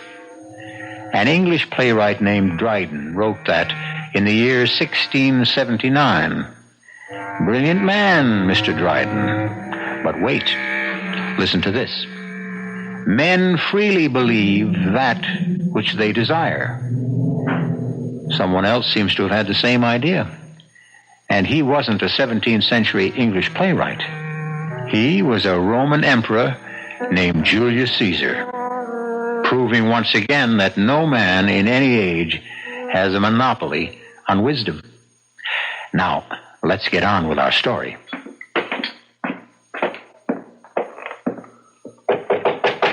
Come in, Dorothea. Your chocolate, Mrs. Emery. Oh, good. Shall I light the fire in the fireplace? Yes, please.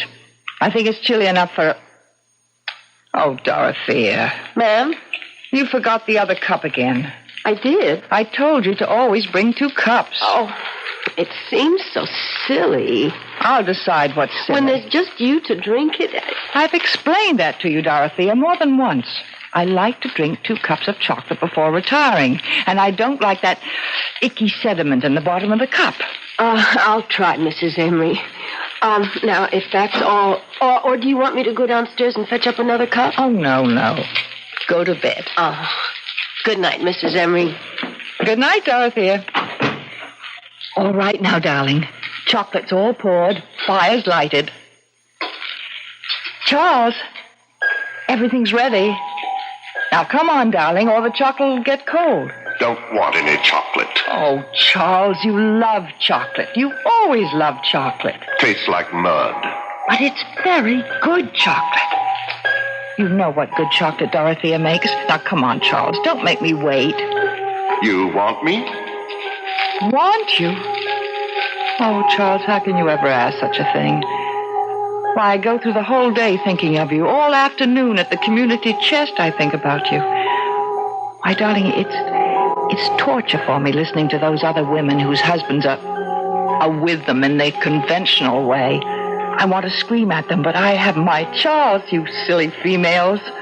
Every night he comes to my bedroom, and he's tall and handsome and brilliant and romantic and adorable and manly, and we sit and talk together, and he... All right, Alice. That's enough. There you are. Oh, Charles. Missed me? Oh, darling, the days are so terrible. I can't think of anything but this moment when we're together. But you know that, my dear. I tell you every single night. I need to hear it, Alice. We who have more or less left this world can't come back unless we are wanted by someone who is still here. Wanted a lot. Otherwise, we can't make the trip, as it were. We can't even purchase a ticket, so to speak, unless we have a destination that is vibrant with love and need and desire. But I love you and I need you. I desire you. You should know that, Charles. Well, it doesn't hurt to hear it. Here's your chocolate. Try it. I don't want it. Oh, Charles. The longer we're away from this earth, Alice, the less we rely on our senses. The senses, in a manner of speaking, start to fade. Mashed potatoes begin to taste like cold cream, coffee tastes like iodine, and this chocolate tastes like mud. They tell me this is quite normal. Charles, when you say they tell you this and they tell you that, you mean... I mean them, of course. All those. The ones up there? It isn't up there, Alice, and it isn't down there either. Well, where is it? It's simply there. Meaning not here. Heavens, I thought you knew that. Are there a lot of Of them. Of course there are a lot of them. It's all so vast, so endless, and so damnably peaceful. I know what it is to be lonely, Charles. This big house, I couldn't bear to move out of it after you weren't here all the time, because I couldn't leave the place where you and I'd spent so many happy years together. Why don't you ask someone to move in with you? Move in? Why, I never thought. Such a large house. You could have separate quarters. You wouldn't be forever bumping into each other. But who would want to move in? Who would I want to move in? Oh, some old good friend? Well, like who, Charles? Oh, someone like Connie, maybe. Connie Lawrence. Connie Lawrence? Well, I've certainly known her long enough. We were roommates at school. What, do you think she'd want to? She'll jump at the chance, would be my guess. She still lives in that tiny one-room apartment. I know she's saving for a retirement. And with the pay school teachers get in this town. Charles, I'll call her tomorrow. She gets home from school at 3.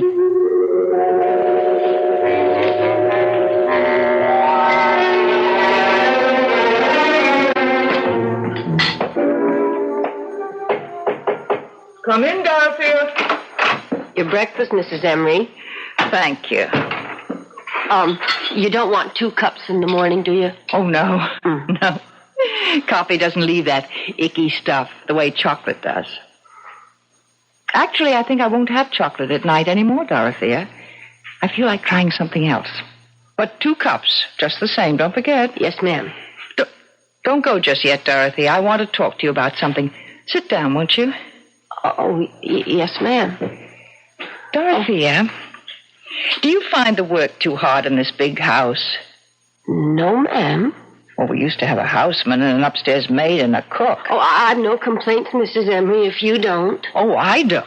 This is the only job I've ever had. I've worked here for 22 years. I was so fond of both you and Mr. Emery right from the start, and I still am of you. And, well, goodness knows I practically worship this house. It's so beautiful. I love taking care of it, and I love living in it.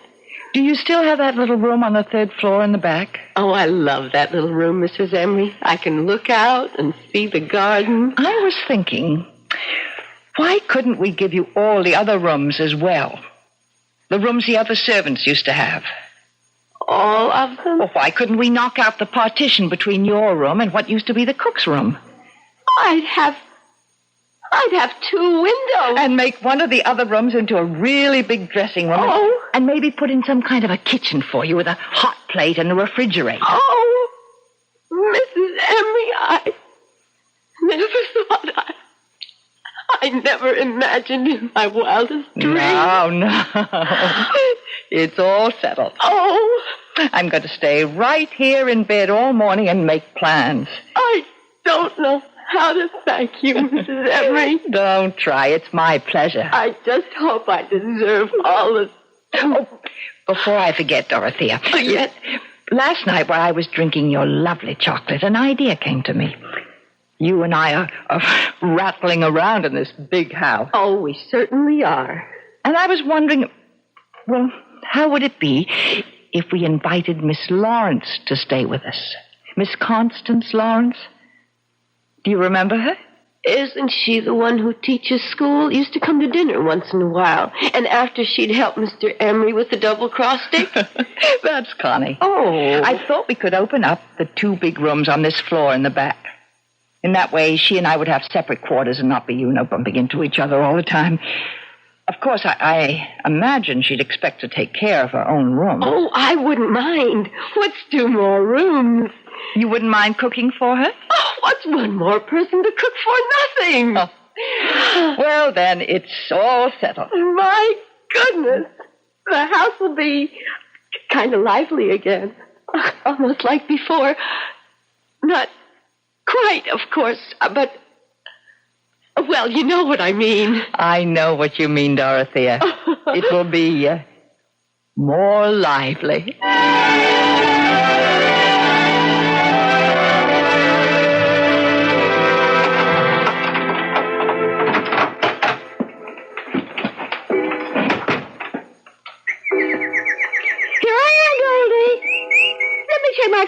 off, will you? Then I'll scratch your head for you.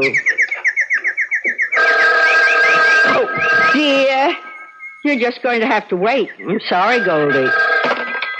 Hello? Connie, this is Alice Emery. Alice, how are you? Long time no see. Well, I don't get out a great deal. Maybe we could have dinner some evening. Would you like to come here? Well, I thought you might like to come here. Well, if you'd rather. Heaven knows your dinners are better than mine. Connie, I want you to come here for good. I mean to live. To live? To live with you? Why not? We've known each other practically all our lives, and I've got this huge house. I've got Dorothea to look after us. You could have your own quarters overlooking the garden. We live quite independently since I'm in the front, and you're at school till 3, and by the time you get home, I'll be at the community chest. We'll just meet for dinner. Maybe have a little nip together first. Oh, Connie, say you will. Oh, Alice, I don't know. I've lived here for so long. That tiny little place. High time you got out of it. But I'm used to it. And then there's Goldie. You know, my canary. Bring Goldie with you. We'll find a nice sunny window. Alice, it's all very tempting, but I don't know. Think about having 2 big rooms and vegetables out of the garden and being waited on. And Connie, think of the money you'll save. Well, yes, but all the same. You've just got to say yes, Connie. Take the afternoon to think about it and call me back. I will, Alice. I'll call you soon. Fine. Bye. Bye, Alice. Oh, dear. It all sounds so luxurious. 2 rooms and fresh vegetables. And someone to cook for me. But I can't leave this little place. I can't give up my afternoons. Why, I couldn't live without my afternoons. I know this place is small and dark and furniture is dingy and the bathroom is old-fashioned. But we've never minded, have we, dearest?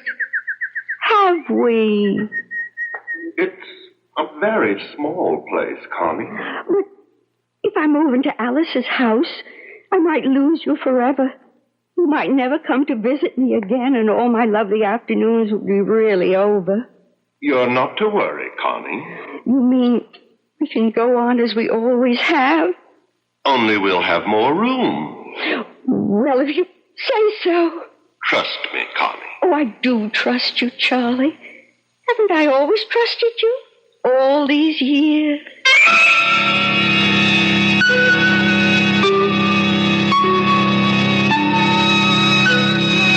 His flesh may be weak, but the spirit of Charles, or Charlie, is very, very willing.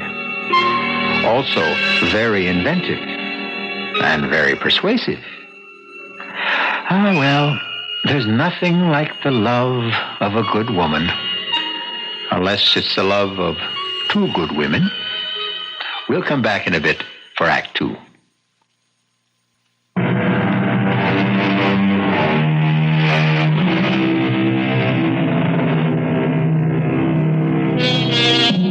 Now we come back to our story. We seem to have uncovered a triangle here. Connie, Alice, and Charles, or Charlie, as Connie calls him. And the apex of the triangle is naturally, if you will pardon my chauvinism, the man. Listen now to the second act of The Ghost at the Gate. What a lovely dinner that was, Alice. Was it, Connie? It was the wine that made everything taste so good. Whatever gave you the idea of bringing home a bottle of wine? Alice, it's the first anniversary of me moving in here. Don't you realize? I've been here a month. Well, for heaven's sakes. Why, it seems like a week. Or it seems like you've always lived here. I don't know which. It has worked out, hasn't it? Has it ever worked out? I was so afraid it wouldn't. You know what? It's meeting just for dinner that's done it. Leading separate lives except for dinner. Connie, let's have wine every night. This wine. What kind is it? I can't quite make out what the label says. Oh, it's in French. Oh, so never mind. It's got a picture of a house on it. If it's French, it's a chateau. I didn't know that. You're very clever, Alice. Save the label, and I'll order a case of it. Must be really nice to have money. I've always found it to be nice. I guess money is about the nicest thing in the world. Money isn't. Love is. Oh, yes. First comes love. Friends come second, then money. How about friends who have money? Oh, Connie, you're very witty tonight. So are you, Alice. Witty and profound. Seriously, though, Connie, you have been happy here, haven't you? Oh, Alice, my beautiful room, the marvelous food. Having Dorothea to make my bed and clean up, it's heavenly. You're stuck with me. Oh, I am so glad, Connie. You can't imagine how glad. Is there any more of that wine? More than half a bottle. Oh, good. Let's... Mrs. Emery? What? Oh, Dorothea. What is it? It's after 9 o'clock, Mrs. Emery. You don't say. I was wondering, should I bring your clear consomme upstairs to you? What clear consomme? Oh, Mrs. Emery, we talked about it last night. Remember when you decided to give up the chocolate, and then we tried apple juice and prune juice and lemonade, and last night you said clear consomme because it has a nice aroma? I did say that, didn't I? Uh-huh. What time did you say it was? 9:15. My goodness. What's the matter, Alice? It's past time. Past my bedtime. You want the consomme? Oh, to heck with the consomme. I'll take the wine. You don't mind, do you, Connie? Why, no, Alice. Oh, let me have your glass, too, all right? Sure, Alice. I've got my glass, Connie. Forgive me for eating and running. Alice, it's your house. I simply didn't realize the time. 9:15. Heaven! She'd better not drink any more of that wine. She's not used to it. Neither am I. Only tonight we were celebrating my being here a month. Why did you want 2 glasses, Dorothea? Oh, she always wants 2. 2 cups, 2 bowls, 2 glasses. One of her little ways. But tonight she took my glass. Do you suppose she wants me to join her? I wouldn't know, Miss Lawrence. Maybe. Maybe she's always expected me to join her after dinner, only she didn't want to suggest it. When I moved in here, we agreed that we'd lead absolutely independent lives, not get in each other's way. We've been very careful about that, going to our separate rooms after dinner. Maybe all this time she was hoping I'd stop by her room on my way to my room, and I never noticed Dorothea. That must be it. I wouldn't really know. I never guessed. Oh, how self-centered, how insensitive. I'll never forgive myself. I'm going up there right now and apologize. Can I clear the table now? Do whatever you like. She's got to forgive me. That's all there is to it. Dear, sweet, generous Alice. She'll understand. She'll know I didn't mean to hurt her feelings. Alice, may I come in? Come on, darling, have some wine. Alice? Connie and I had it for dinner, and we just loved it. Try it, Charles. Charles? Not at all bad. Nice bouquet. Charlie! Charlie! Where did you come from, Connie? You never told me. How could you, Charlie? Charlie? Just give me a moment and I'll explain everything. But I need a moment to think.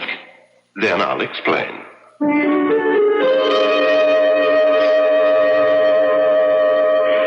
What did you think of Charlie's explanation?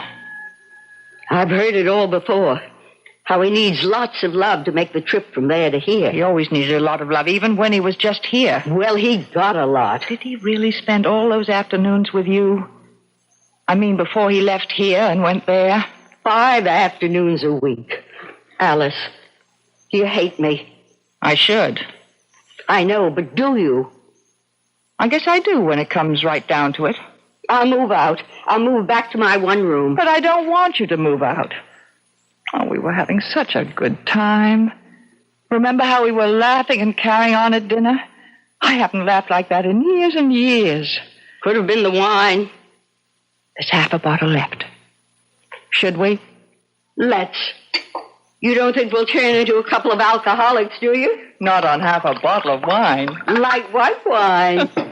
Well, here's to what? Here's to Charles. To Charlie. I feel as if I've just buried him. Said goodbye forever? Did he really come to see you 5 afternoons a week, Connie? At 3 o'clock. You see, my school and his bank let out at the same time. It was practically inevitable. Charlie was a no-good man. He still is.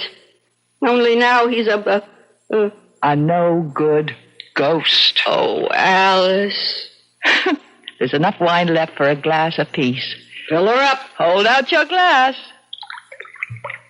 All that guff about needing to be loved and wanted or he couldn't make the trip. Remember what we were saying at dinner, Connie, about love being the most important thing? I've always believed that. And friends being the second most important thing? Especially friends like you, Alice. And like you, Connie.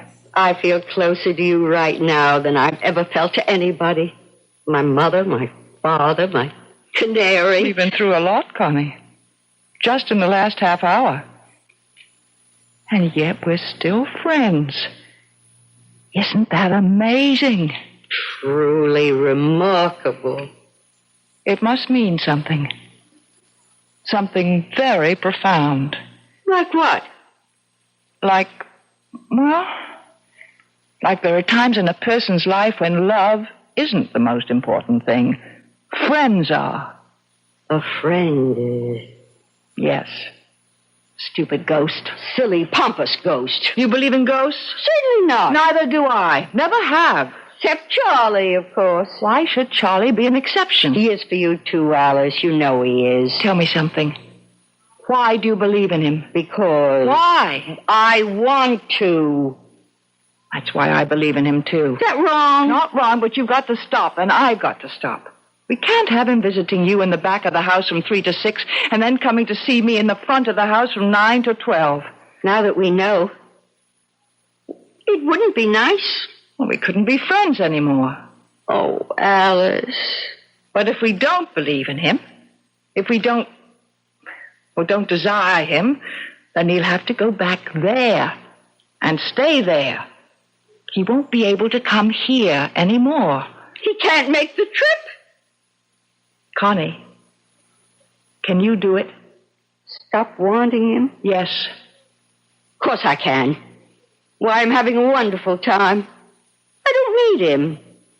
Neither do I. We'll be better off without him. We'll be free, Connie. Liberated women.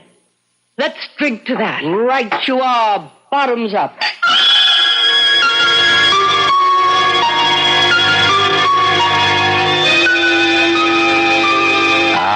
What courage lies in the bottom of a glass.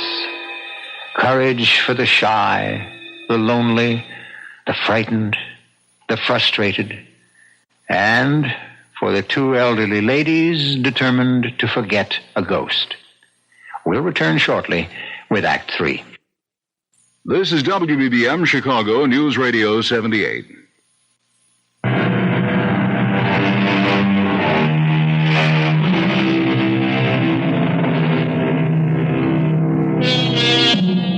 Alice and Connie are bravely resolved to forget the man both had loved so long. But what of him?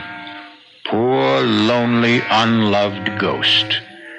Doomed to live on forever in the there. Banished forever from the here. What of him?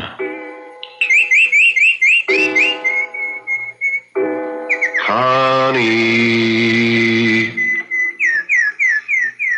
Connie.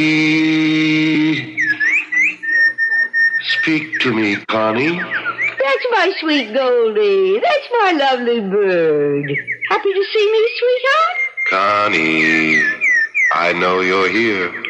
I'm here, Charlie, but you're not. I am so. I don't believe in you anymore. You do, too. And I don't love you or want you, so there. Connie, You are being very cruel. I expect I am. If you don't believe me, why are you talking to me? Don't try to confuse things, Charlie. Answer my question. Why are you talking to me if you don't believe in me? Goldie, tell that ghost to go away.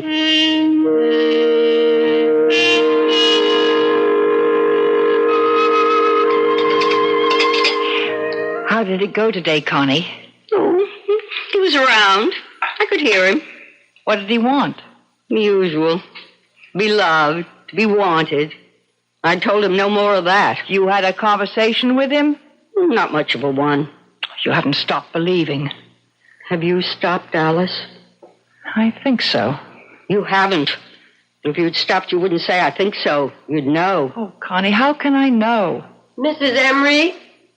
What is it, Dorothea? Do you want clear consomme in your room tonight or what?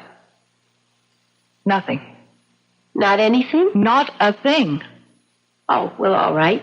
I had it all ready, but... That ought to show him, don't you think, Connie?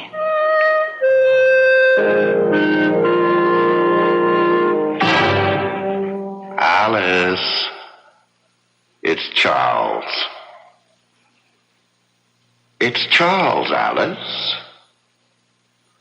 What delicious surprise do you have for me tonight? Orange crush? Pomegranate juice? Not a blessed thing, Charles. Ah, you spoke. I didn't mean to. But you did. How beautiful to hear your voice. Oh, don't tell me that old malarkey, Charles. Malarkey? I never thought I'd hear my wife use a word like that. I'm not your wife. I'm your widow. And I'm using a lot of words I never used before. Alice, say you love me still. I can't make the trip unless you love me. I loved you for 35 years. Alice, I'm facing eternity. What's 35 years? Maybe not much there where you are, but it's a long time here. Now I'm going to turn off the light and go to sleep.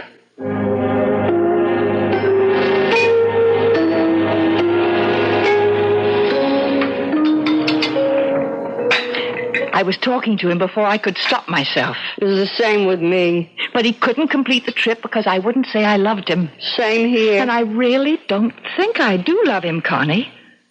I think I just got into the habit. Me too. What does he want to hang around for? I can't imagine. Must be so beautiful there where he is. Why should he want to come here? He says it's very peaceful there. Sounds heavenly. Not much like here. Alice, that's why he keeps coming back. He can't stand the peacefulness. He isn't having any fun. I bet you're right. No worries, no troubles, no arguments, no problems. He can't stand it. That's the way he was when he was here. That's why he took up with me. Why else would he want to have a clandestine affair in the afternoon with a middle-aged school teacher when he had a wonderful wife like you? He was bored. He wanted a little excitement. He still wants it. Funny. I always thought people changed when they left this terrible world. I guess they don't. I hope I change. I'd hate to go on the same way for eternity. Being petty and jealous and suspicious. Oh, no. Well, how can it be so peaceful there if everyone's the same as they were here? Maybe. Maybe the others don't stay the same. Maybe they accept all that eternal peace and enjoy it. In the meantime, Connie, while we're still here, we have a problem that must be dealt with. Let's face it, neither of us has stopped believing in Charles completely. Alice, I don't know if I'll ever be able to stop completely.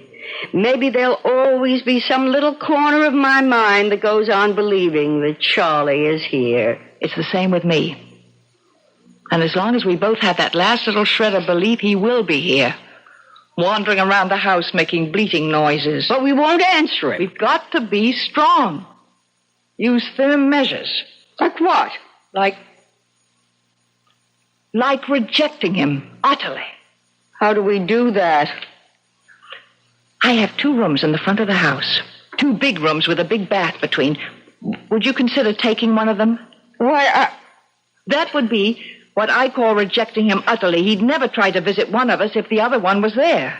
Could I bring Goldie? Of course you can bring Goldie. I'll get a canary, too, of the opposite sex. You'll hear some real singing then, all right. Let's skip dessert. Let's go upstairs now and look at the room, and you can decide what furniture you want to keep and which you want to get rid of. It's all terribly exciting. Oh, Alice, I don't want to be dead for a long time.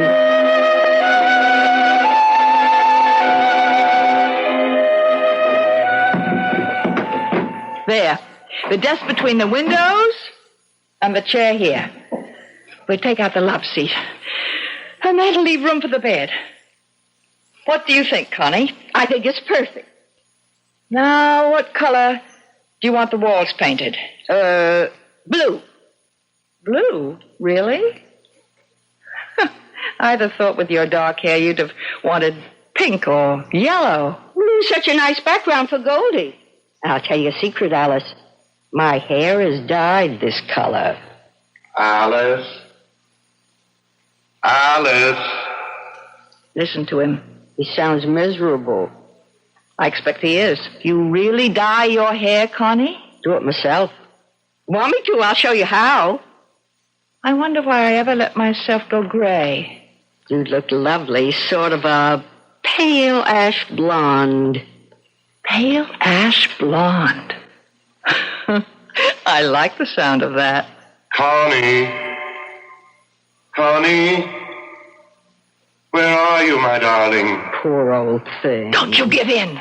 Oh, I won't. Be strong. Oh, I will, I swear. Connie. Now, you said blue for the walls. Now, what shade of blue? Aquamarine, turquoise, robin's egg? Turquoise. Good. And we'll put white crisscross curtains at the windows.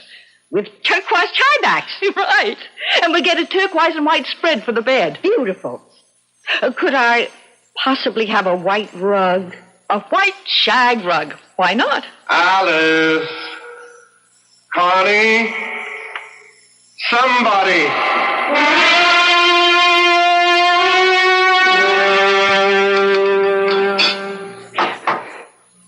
Do you mean to sit there and tell me you didn't even take one peek at your new room? I wanted to wait till you got home from community chess. Well, right after dinner, we'll look at it together. What if the color is wrong? The painter showed me a sample. Pure turquoise. We'll eat fast. I can't wait to see it. Dorothy had the bed moved in. Oh, Connie. I hope we'll get along as well as we've been getting along after you move in. We will. We will. And Charlie will go back there and settle down. He'll be much better off. He'll thank us. If I know Charles, he won't. Well, if you don't know him, I don't know who does. Unless it's you. You know, you're right there. Connie, I had a thought. What if I went to the community chest in the morning instead of the afternoon? That way, when you get through school, we could do things like go to the movies. Oh, Alice, for fun! And you know what else? Weekends, we could take a train into the city and see a play. Or a concert. Or go to a museum. Oh, Alice! All those things I've been wanting to do, only I didn't want to do them alone. And you know what else? You mean there's more? Well, you have that 2 months off in the summer. We could go to Europe. Europe? I'll pay, of course. Now, don't argue. I'm your rich friend, so I'll pay. Alice, say it again. We're doing the right thing by Charlie, aren't we? Charles must stop being a ghost and settle down. And be happy. He will be happy, won't he? Charles will be happy there in whatever way they are happy there. Just as we will be happy here. I dare say the ways are different, but to each his own. Isn't that the expression? Oh, Alice, you do have a way of making everything sound simple. It is simple. If you stare the facts in the face and don't waver. I hope we're not being selfish. We're being realistic, that's all.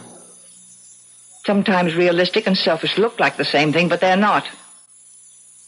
Finished your coffee? Uh-huh. Then guess what we're going to do? Go look at my new room. Yes, only wait a minute. Dorothea! I simply can't wait to see it. Yes, Mrs. Emery. You know that case of French wine I ordered? Did it come? The one with the picture of the chateau on the label. It came last week.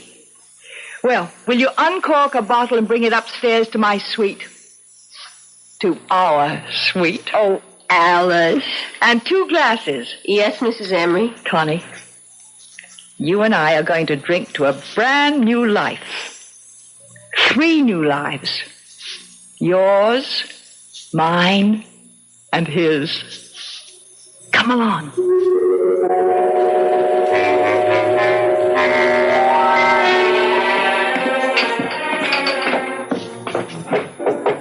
Come in, Dorothea.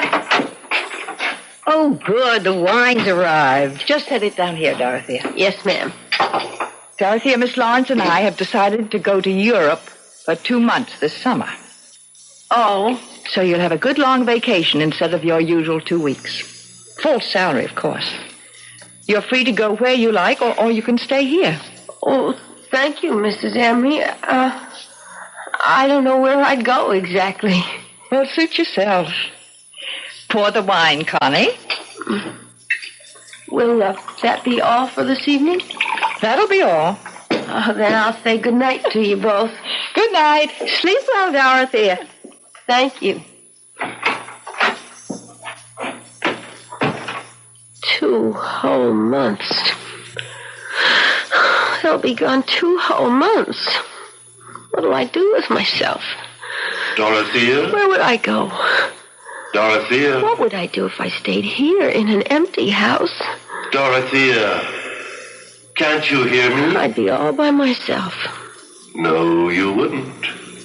No, you wouldn't. If there were just somebody... There is. There is.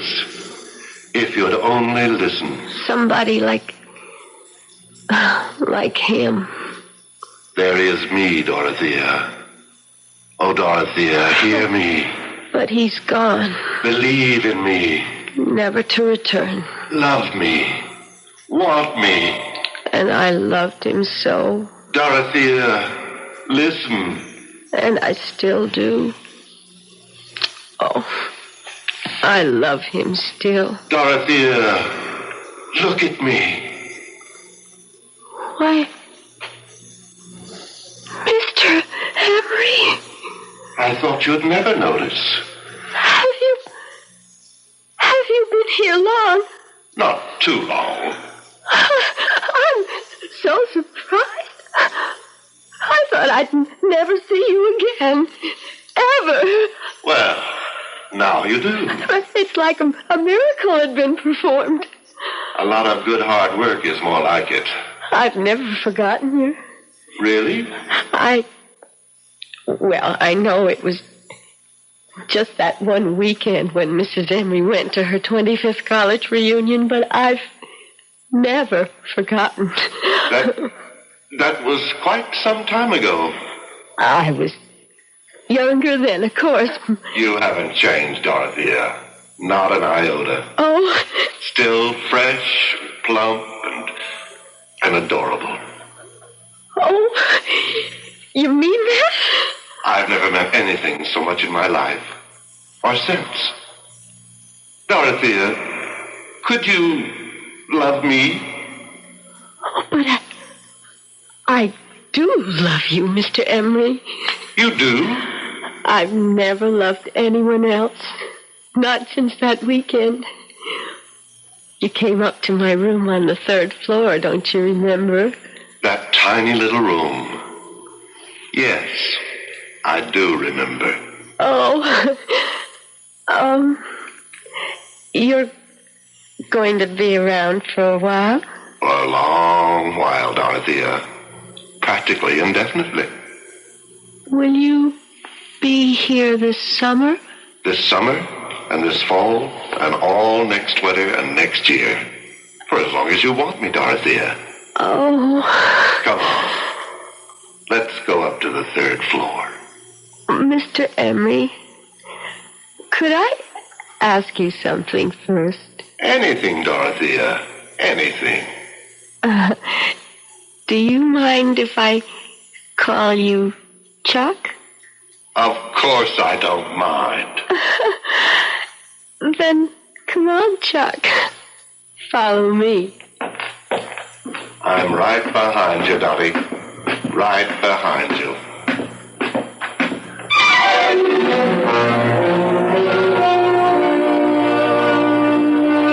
So, Charles continues his mad pursuit of life after death. And I, for one, wish him the best of luck. And the best of luck to Connie and Alice with their new hairdos and their new pantsuits. Good luck to them all. Good luck to all of us. It's what we need the most. I'll be back shortly.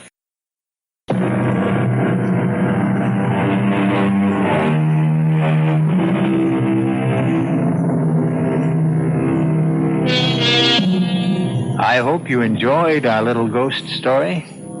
It wasn't meant to be taken too seriously, as life isn't meant to be taken too seriously. Or, for that matter, death. Don't you agree? Our cast included Beatrice Straight, Paula Trueman, Joan Lorring, and John Barragray. The entire production was under the direction of Hyman Brown. And now, a preview of our next tale. And now, Prometheus, O fire-bringer, give our friend a sign. A sign, O fire-bringer, a sign. Oh, the ledger's on fire. Drop it, Johnson, drop it. Fear not. We are all safe. None of us has transgressed. I now call upon Prometheus for another sign. A sign directly for me. Watch now, Casey. Watch. You see, Casey? The man's a sheet of flame. He should be burned alive. But he'll emerge unharmed when the flames die down. It's a miracle, Casey. It's impressive. But I don't believe in miracles. Radio Mystery Theater was sponsored in part by the Kellogg Company, makers of Kellogg's Special K cereal. This is E.G. Marshall inviting you to return to our Mystery Theater for another adventure in the macabre. Until next time, pleasant dreams.